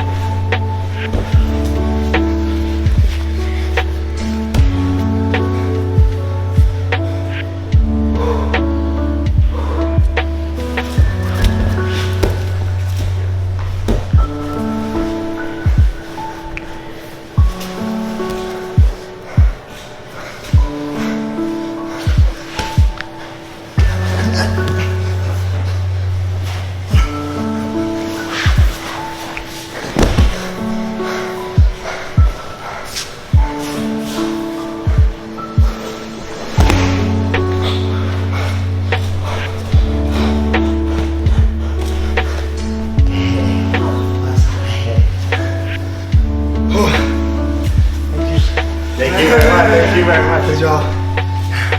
I could really feel the Kimura trap. That was awesome.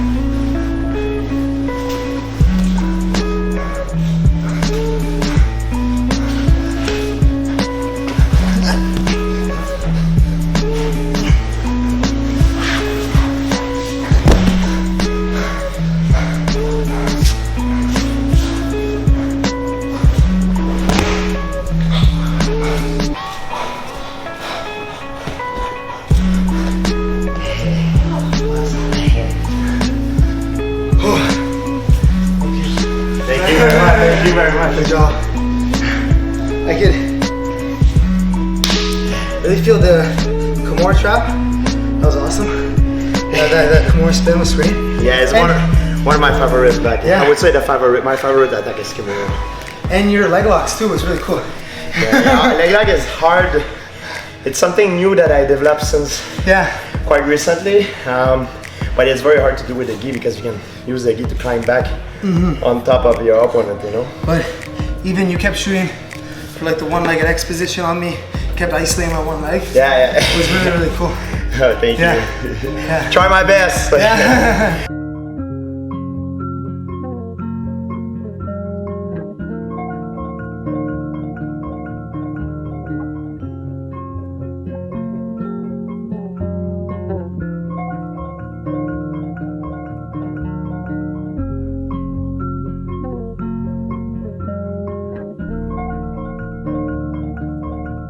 Welcome back to Middle Ground. Thank you so much to our sponsors, Dashlane, for making this episode possible. Stick around after the episode for a special offer from Dashlane. But first, here's Middle Ground identity politics. I think that feminism, coupled with Black Lives Matter, have done so much more harm than good in our modern society.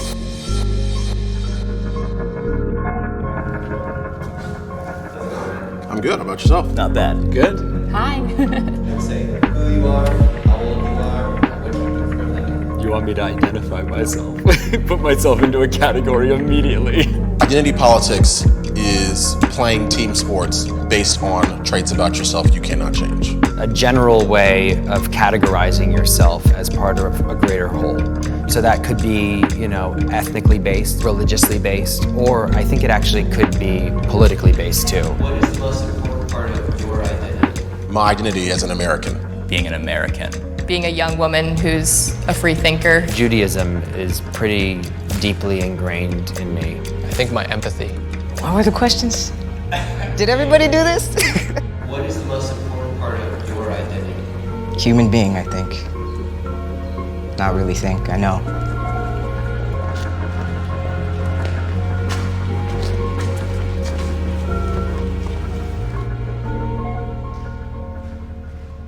Hi, my name is Xavier Bryan. I am 31 years old. I teach yoga and I'm studying to get my holistic nutritionist license.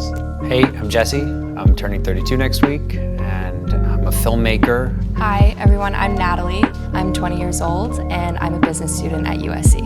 Howdy, my name is Damani Felder. I'm from San Antonio, Texas. I am a salesman and a YouTuber right now. My name's Dan. I'm 30. I'm a filmmaker, and I'm from Kansas.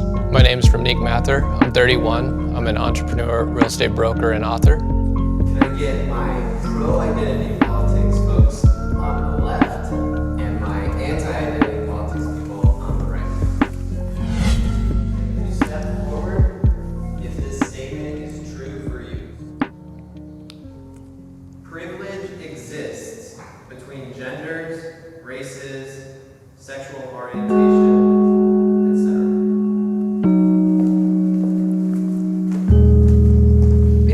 Yeah. I feel like the word of 2019 is privilege. I like to see it in terms of opportunity. I would much rather the conversation be on socioeconomic status as a form of privilege rather than race. And this is what I think was the intention behind affirmative action in college, was to bring people from underprivileged communities into higher education, and great higher education at that. But what it's become now, it's become a tactic to get into college. I definitely agree with that, some of that. I definitely think that your socioeconomic status doesn't automatically absolve you from having experiences that come with being in a marginalized group. I think privilege is real. I think as a man, there are certain things I get to do, and it's hard for me to list all of them right now in a way that if, a woman were to do those things, they would be questioned more, or they would be doubted more, or people would question them. I believe that there is one privilege that exists, and I think that privilege is green privilege. So when I think about these things where it likes to say, oh, well, you are an Asian American or whatever, you have certain privileges or things that I don't have, I think what that does, it forces us to inherently say that because this person is privileged, then I am by default automatically underprivileged. And it always allows you to say, oh, well, this person, he has a fancy car or whatever, this person has a fancy vehicle or whatever, I can't get that because that person is a white person and I'm a black person, or that person is, a high-ranking executive and it's a male versus a female. Look at Barack Obama, prime example. You could argue, oh, well, he was a person of color, therefore he didn't have the same privileges or whatever. Make no mistake, Barack Obama, he had quite a bit of resources from which to draw. Sure, I agree with that, but I gotta go there, is Can you imagine Barack Obama talking like the current president does and still getting accepted by the general public? And I can agree that there are some ways the president tweets that I don't necessarily support. In the United States, you could argue, okay, maybe there is a white advantage right now, or in this modern context.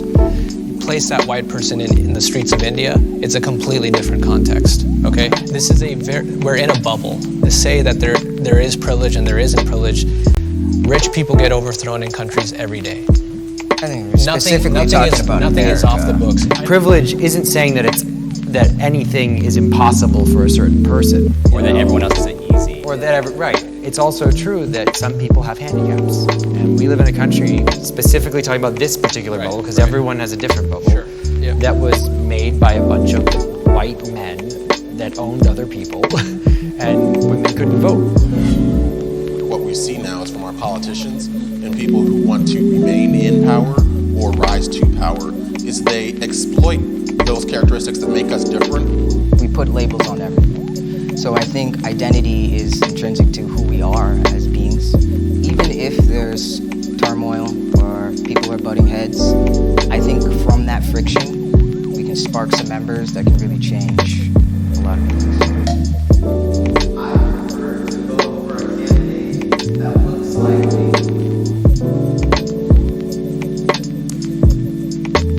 I don't believe that I'm going to just vote for someone because they're black, or because they're male, or because of anything that they have in common with me. I don't think that would be the only reason. It would play a part in why I would vote for that person because of the experiential wisdom they would have behind certain social issues that I experience as well. To assume that by virtue of someone's skin color or nationality that they automatically must know what it feels like to be me. No, you don't. Like, no one knows what it feels like to be me but me. I agree with that. Also, I think when you have certain struggles, like say you grew up poor and hungry, we would be fighting for that guy to win, right? Because it's a sense of coming from the dirt and rising up. That's the American dream, really. So when we're talking about someone who's brown or someone who's female, or someone who is black or whatever, I think it's the compassion and the empathy that they have from coming from that struggle. So that's really what I want for a leader. All humans divide themselves up into groups naturally, and it's up to us to be able to channel that responsibly. There's a lot of problems in the discourse right now, but I think we're having conversations now that need to be had and need to be reckoned with. Movements like feminism and Black Lives Matter have created more unity than division.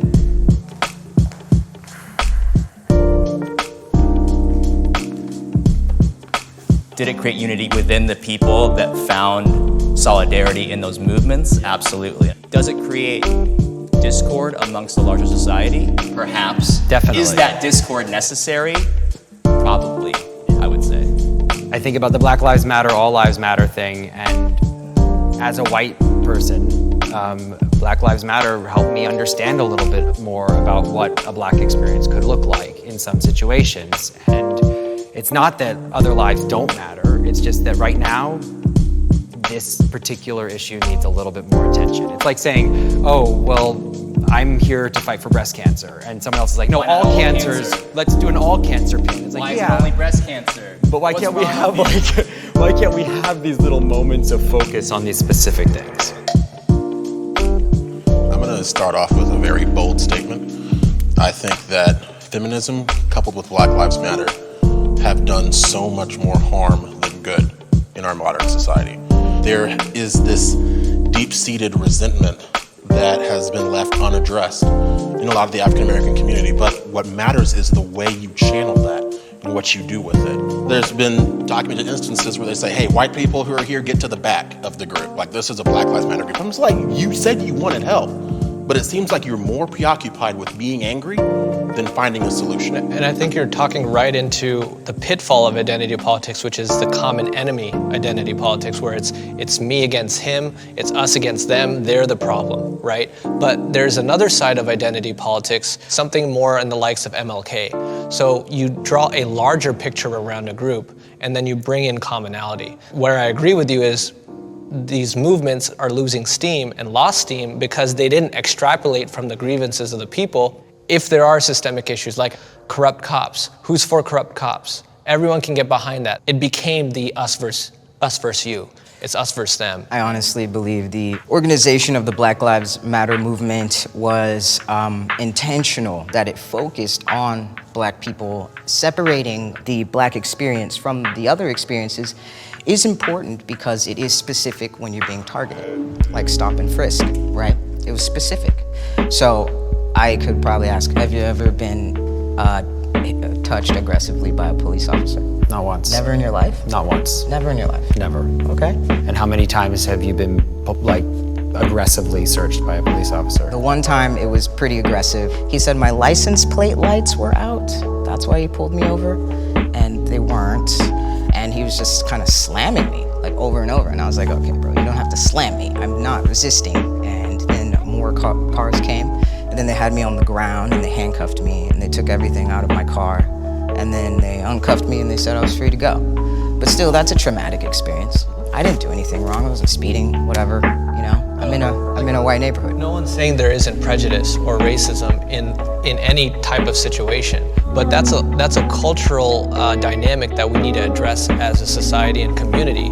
That isn't something you can regulate out. Like, I can't regulate someone to respect me. But that's why civil rights is important, because you can't force, people to say black people, I like black people all of a sudden, but you can say they get to vote now. It's about rallying people in order to change policy. So I wanted to speak on the feminist movement really quickly. I would call myself a feminist in the literal sense of the definition if we're talking about the political, socioeconomic, and social equality of the sexes. I think there's a lot of people, I think the majority of Americans would agree with that definition. But what feminism has done now is it's gone completely to the other side, in which case pro-life feminists aren't invited to the conversation anymore. Women that support Trump, and yes, we do exist, we're not invited to the conversations anymore because we're automatically seen as that at face value.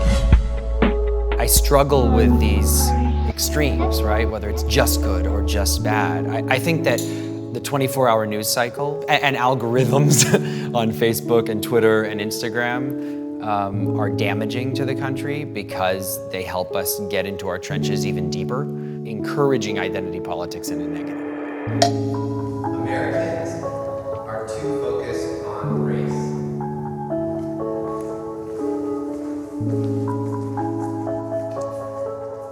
We have people who would rather talk about, oh, this is what your race is, and this is almost what your prescribed set of values, this is what your thought process should look like. And I think when we apply that lens to every situation, that we abdicate the ability to critically think for ourselves when we're always self-segregating ourselves based on those things that make us different. Just because you have a common trait doesn't mean you have a shared experience. Right. And it might be true in one scenario, right? But what happens in the mainstream is we start conflating several different experiences with the same common trait. Right. And that's where the idea kind of implodes on itself. I guess I agree with most of what everyone brought up. It is reductive to reduce your thoughts and perspectives just to a group or a race. And I would just say, first of all, growing up in Kansas, an Asian identity was never really discussed amongst me or my friends or anyone I knew. It wasn't until I became an adult, moved somewhere like Los Angeles where people are interested in having a discussion, that I started to see what that was like, what that experience was like. And not saying if a candidate is Asian, I automatically agree with them, but there are certain things that people treat me as that people wouldn't treat you as, and it's helpful for me to realize those things without saying that I'm totally identified by that. Furthermore, I feel like we need more discussion because, look at things like the college admissions thing. People are saying that there's too many Asians in college, and they're actually pitting Asians against black people for a lot of these slots. It materially affects people's lives to have these discussions, so I think it's valuable. So you can't say, oh, well, we need to see X amount of this race in college because that's fair. That isn't fair. what's fair is anyone that wants to be here can try to be here. But race has been used to exclude people from institutions as well. And I definitely agree that entering into college, now that we've lifted those bans on who can go and enter into these institutions, I definitely agree that there should be a framework where race isn't involved. I think identity politics are, like a lot of things, it can be misused, but we have to understand what the caveats are and the limitations. And in that framework, I think identity politics is very useful.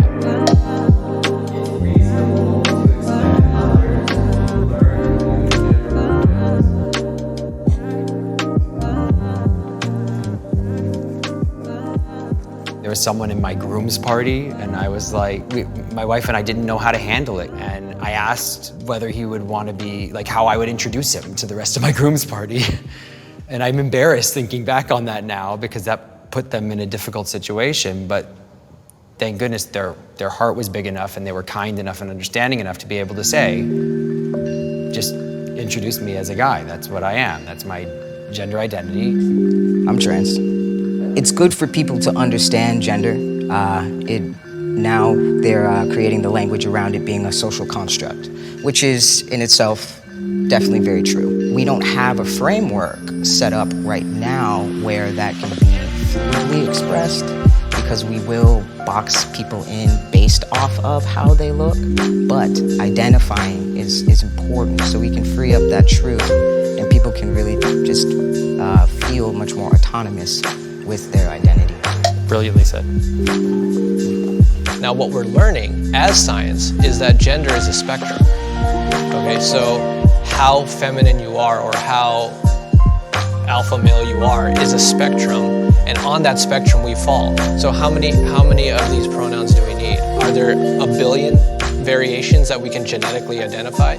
Like what I'm trying to get at is, I think we're too closely tying our gender to who we are. Just going off of the prompt is it reasonable for people to learn new gender pronouns? The question is how many? Because today I'm not sure how, if I look at Facebook, I think there's like there's a multitude of different gender identities, and at some point we have to ask ourselves, okay, well, where do we draw a line for what is reasonable? How many names do you think it's appropriate to get someone to learn?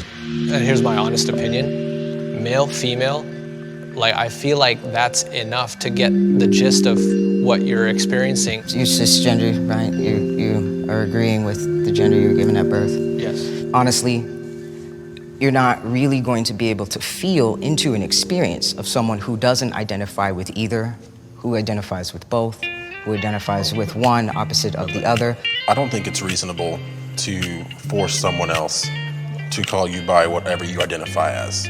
Now, I already know people in the comments, y'all had fun, do your thing, I don't care. But here's the thing.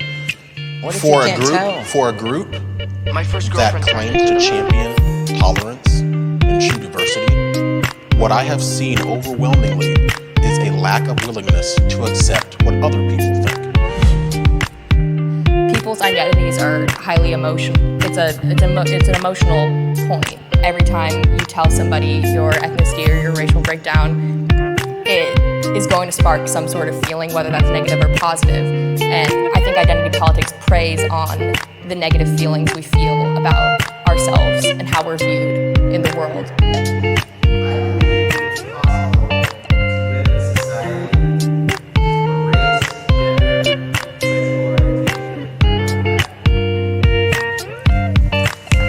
This is a tricky one because, like, do I think it's possible anytime in the near future or that we're anywhere close to it right now? Probably not. But is it something that I would like to live into and that I think we could all move towards? Yeah. Well, I would say it's possible because they're only going to remain fixtures of debate as long as we allow them to. If we can actually find a way to stop making that the cornerstone of every ideological dispute, I think we can get there. But we divide ourselves into groups, whether it's how we look, whether it's our gender, whether it's how much money we make. I feel like as long as we're human, we're always going to do that. And so I always feel like it's going to be a factor. What kind of factor that is, whether there's a hierarchy to things, and those hierarchies interact in complicated ways, so it's not always clear cut. I think that's something we can fix and make better. But I think we're always going to have differences. It's just a fact. Well, yeah, to your point, I mean, humans innately, we always have to have this superiority complex almost. So I get your point on that. I do. I think it'll always be a factor, but how we act with each other, how we respond to each other is a completely different story. And it doesn't have to be mutually exclusive ideas. There's this contradiction between diversity and inclusion that keeps coming up. Like, what's wrong if we're different? It's okay. What's wrong if we're the same? It's okay. I like that. I honestly think as human beings, we're going to be able to unravel our biases. And as we do that, then we won't create policies that disenfranchise certain groups. Once we get rid of that, unraveling that bias, we'll just all be able to see each other as human beings, because that's really what it's about.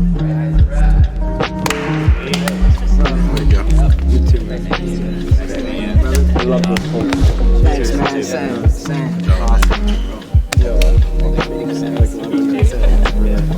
John, hey. It was really great to see Dan in that episode. Absolutely, and it's cool because we have these conversations during lunch, so it's cool to see them outside the office and on the screen. In this episode, we dealt with identity in terms of race and gender, but in today's day and age, it's also important to keep in mind your digital identity, specifically keeping it safe. Thank you to our sponsors, Dashlane, for making this episode of Middle Ground possible.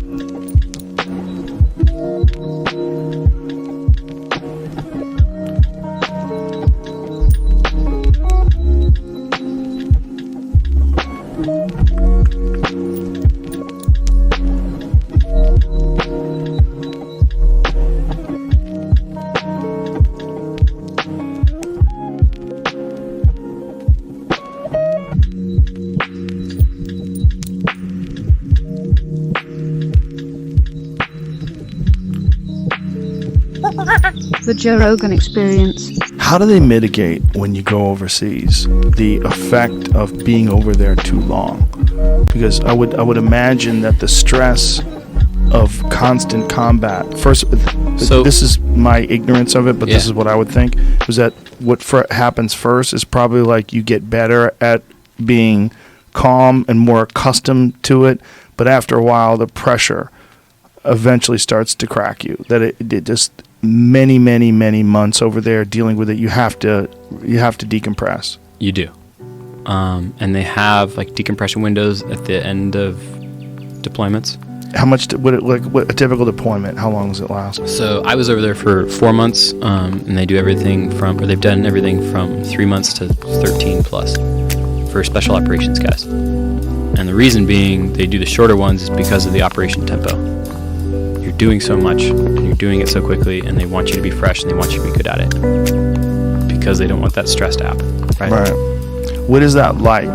This stress, like how does it affect people? Because I mean, I would assume it affects everyone differently. But the process of being in harm's way consistently for a long term.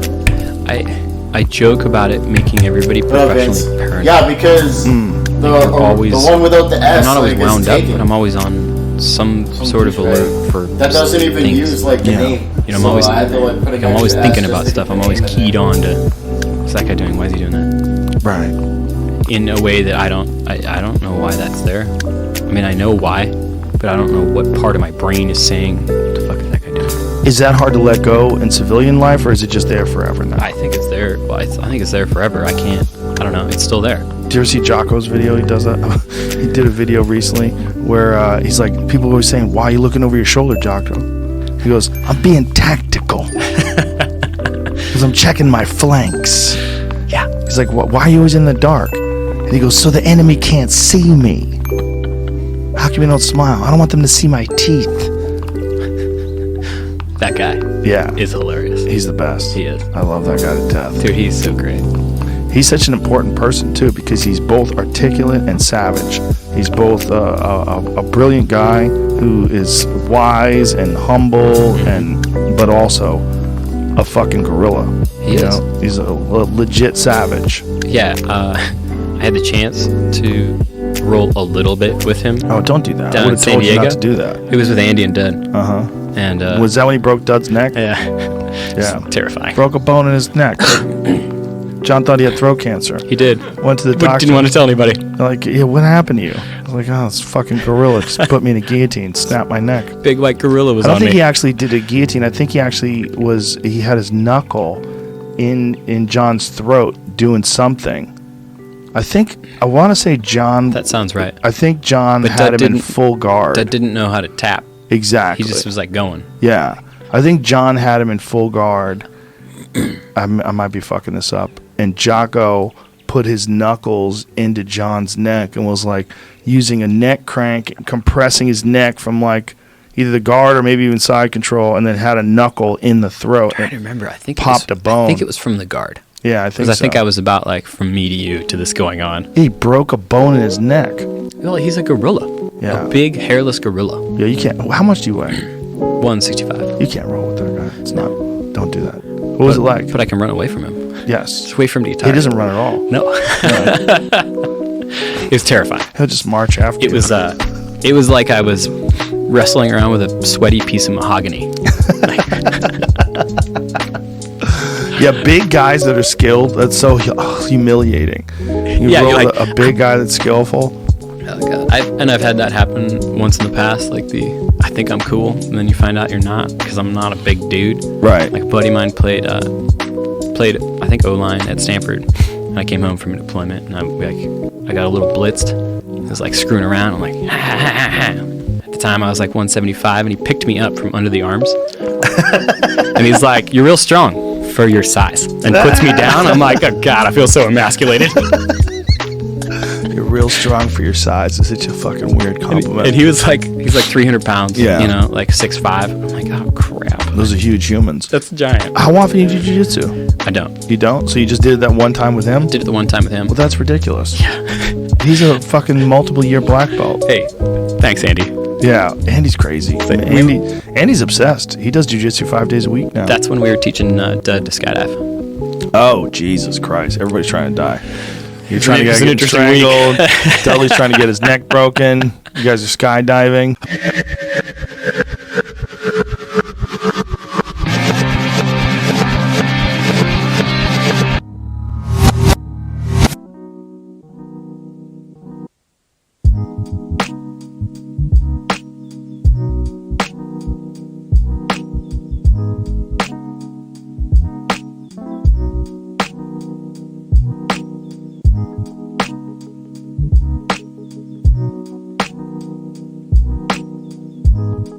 This video was sponsored by Squarespace.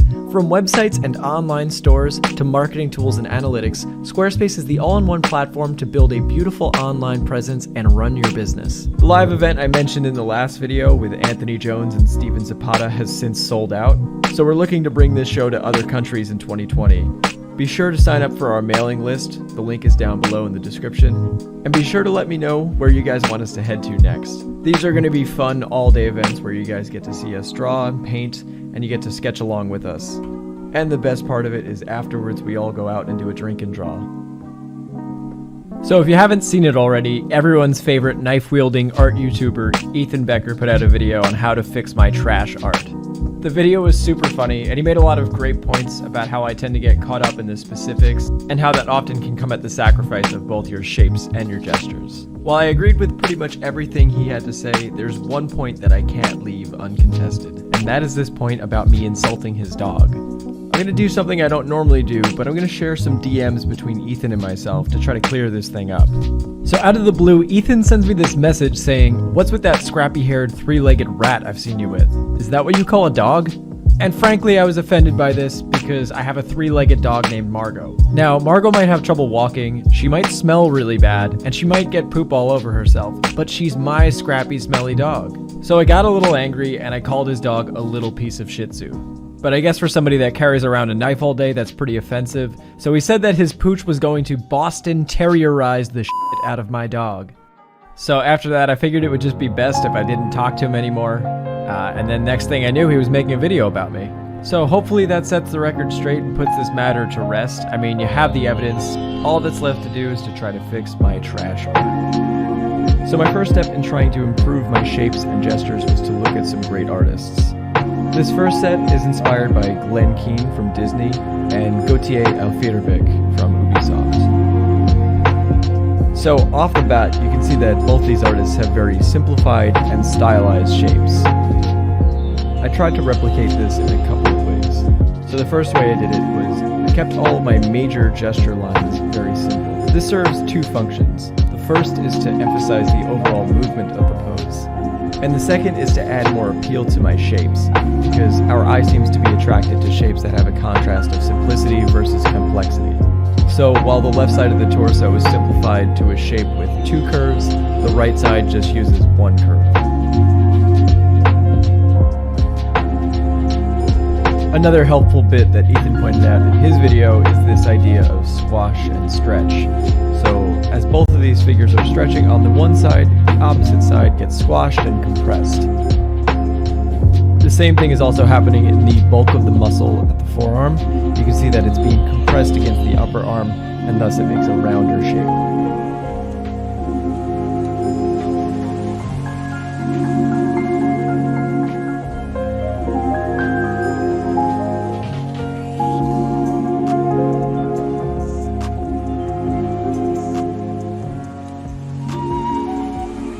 You can see all of these same principles happening here on this sketch. So his butt is being squashed against the ground so it gets a more flat and square shape, and the back of his arm is simplified to just one single line. The main focus of the gesture is his arm bracing his back so that he can stay upright. So I tried my best just to keep that message extremely simple.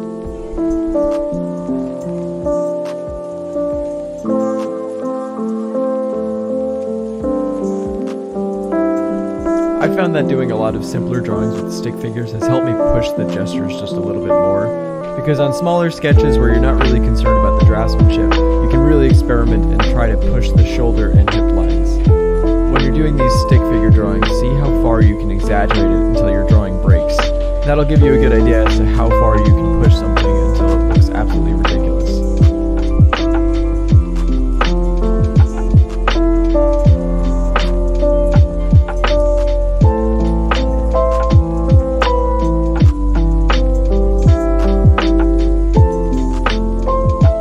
The rest of the poses in this video were inspired by the artists that Ethan listed in his. So my goal here was just to draw directly in shape and see how dynamic I could get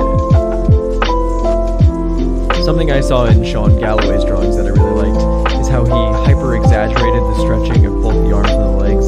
So I tried to throw a bit of that in there when the foot is contacting the ground. Also, something I noticed that's used in comic books a lot is having the head overlap the ribcage so that it makes it feel as though the character's lunging forward.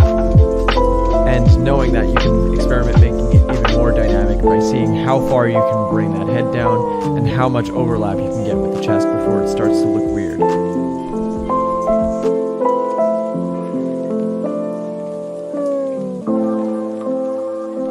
Allowing the body to curve is also really important. You're better off exaggerating how much the body's curving than completely understating that.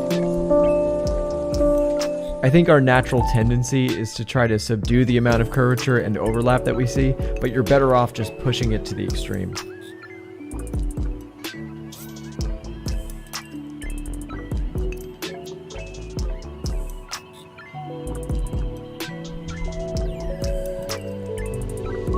While I do think focusing a lot on construction has helped me get a strong understanding of 3D space, I really like the challenge that Ethan posted in his video, where you take a reference photo of your own and then break it down into shapes.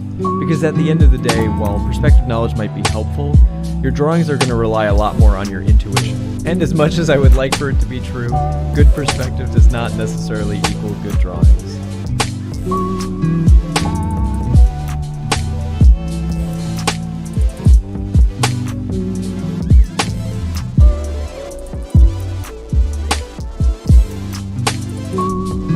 One of the easy ways to emphasize that an arm or leg is coming at you is to actually extend the opposing one. On the leg that's being foreshortened, you want to make sure that you're demonstrating overlap. So I have the knee overlap both the thigh and the lower leg. If you're a beginner, it's really important that you do this with some reference. Skateboarding images seem to be among the coolest of poses that I could find. They're extremely stretchy, twisty, and dynamic, so it's really great reference.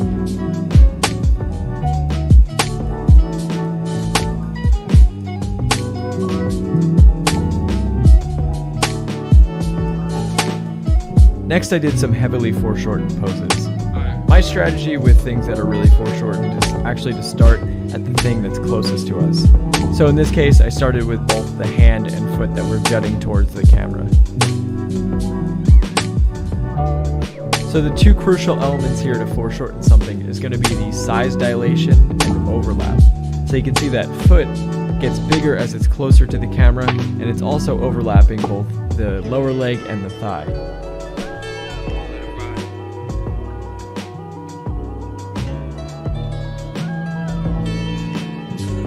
In this image, since we're looking up at the figure, most of the overlap is happening where the shoulders overlap the head. I personally always find that worm's eye perspective extremely confusing.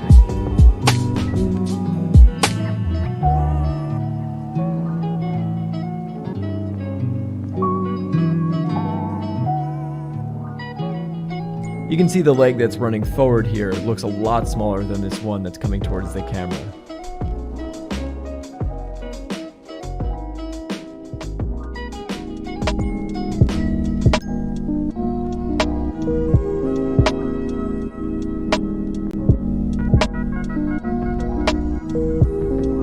Alright guys, well I'm not sure I cured my trash art, but at least I made a little bit of progress.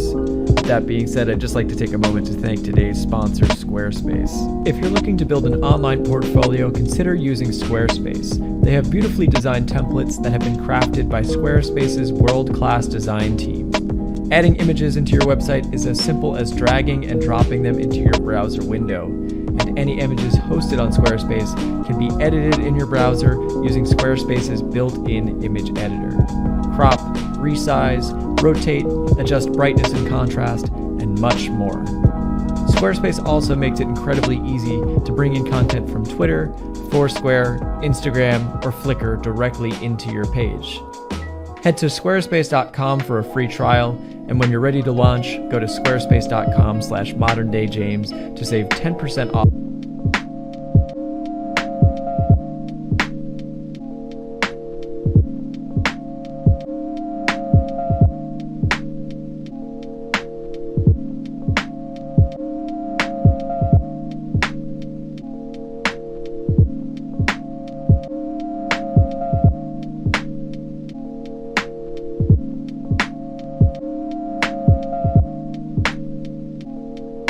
I thought I could get away from it all.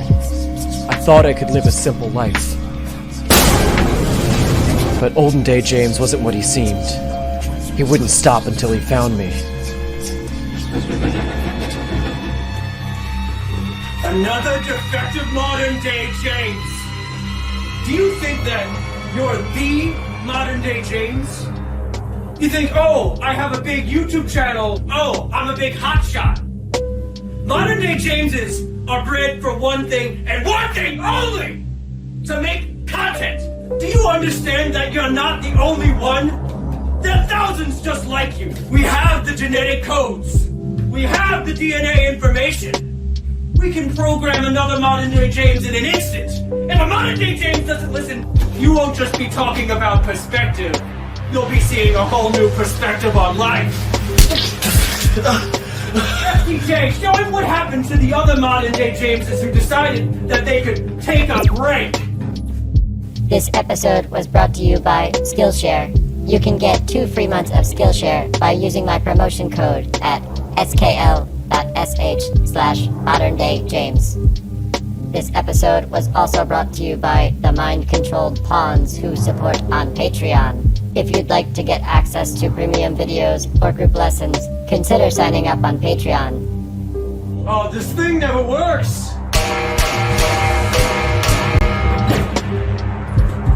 So it's been a little bit since my last installment in this series, and one thing I realized was lacking was my approach on characters. So I want to expand upon the approach I discussed in the second part of the series. I refer to the blockout I'm sketching in now as the posing maquette. Because of the linearity of the posing maquette, it's very easy to visualize where our vanishing points are going to be. So it acts as a good placeholder for the major forms of the body and allows us to get a sense of what a pose will look like in an interesting or new perspective. But this approach has a few weaknesses in that it lacks a likeness to the anatomical forms and has a tendency to stiffen up the poses. But that being said, it's still a really great study tool for figuring out how to place characters in perspective. I measure my proportions in terms of the head size, so in this case it'll be about 3 heads wide and 7.5 heads tall. With this 3/4 pose, the camera is positioned at the level of the eyes, so every line sloping towards the right vanishing point is sloping upwards to the right. The slope of each of these edges increases and becomes more drastic the further away from the horizon line you go.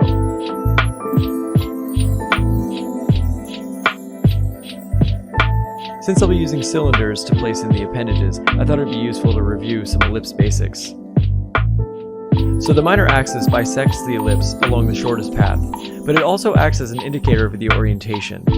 Notice how I can turn a cylinder from lying on its side to standing straight up just by reorienting the minor axis.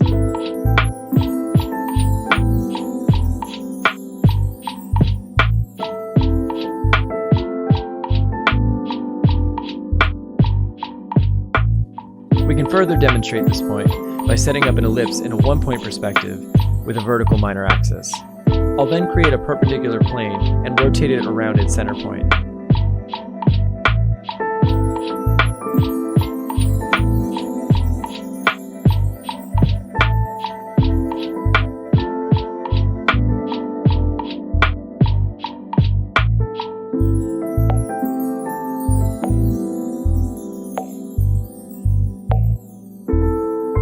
When we create an ellipse within each of these planes, we find that they have a distinct minor axis from one another.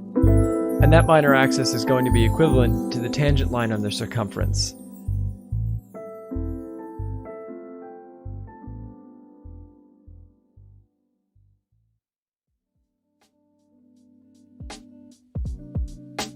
Now I'll rotate that plane with a length and height equivalent to the radius again. You'll see here that the minor axis has shifted.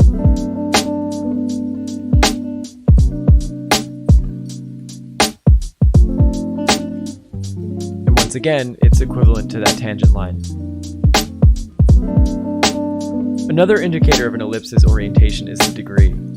We can set up a situation where the minor axis remains unchanged, but we can rotate our ellipse simply by changing the degree of it.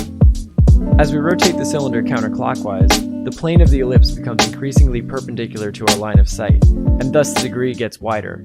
So we see less of that side view and more of that front view.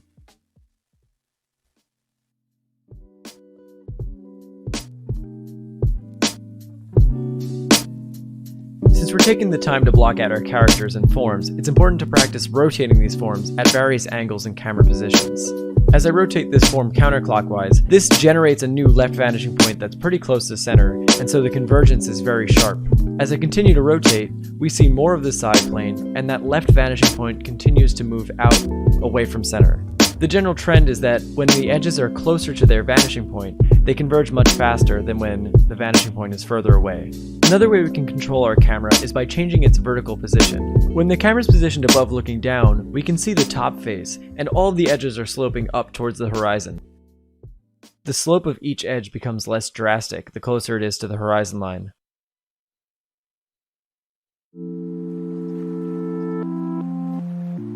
One of the ways that I square this in my head when I'm trying to understand this is by using a reference edge and a reference angle.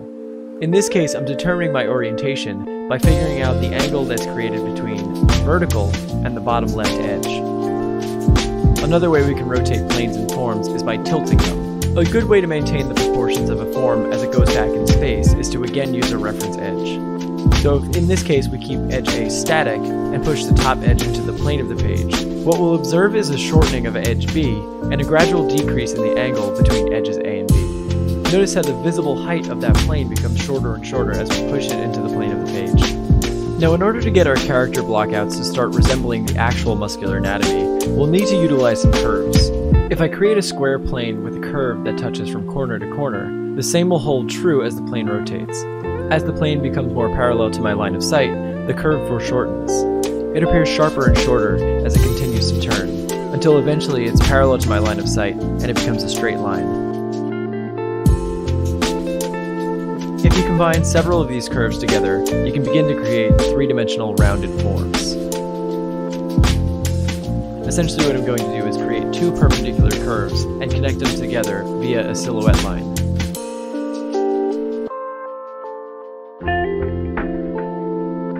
Notice that the silhouette line is a combination of these two curves, and it's not one or the other. We can work in the reverse order by starting with a two-dimensional organic shape and then adding in cross-sections to create form. Even when these cross-sections aren't perfectly circular, I imagine them as having a degree and minor axis. This allows me to dictate whether or not the form is oriented in my direction and its position above or below the horizon line. When the form twists, the minor axis will change in accordance with the tangent line as we discussed earlier on.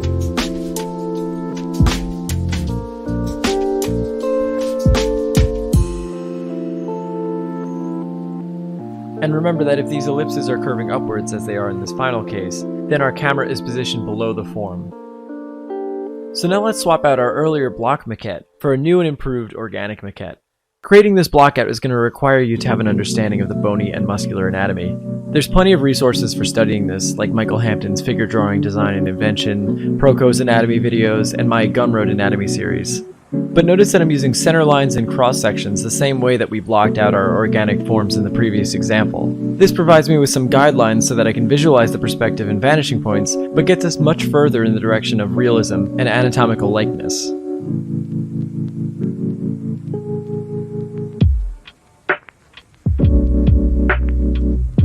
Just as before, the minor axis and degree of my ellipses is giving me the orientation of each form.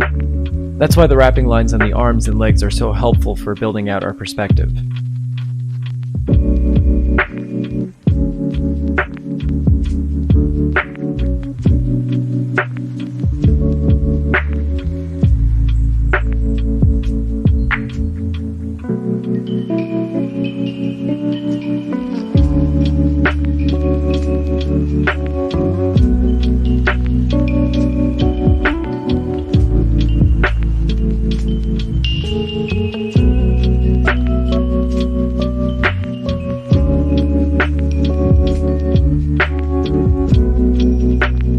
When studying anatomy, it can be useful to break down the underlying structures into organic forms.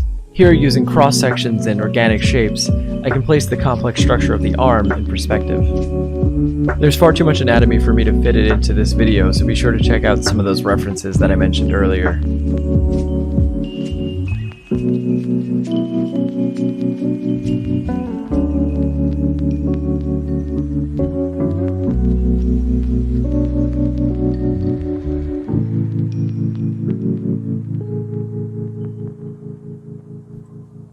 So now the final step in this process is to combine everything together that we've discussed so far.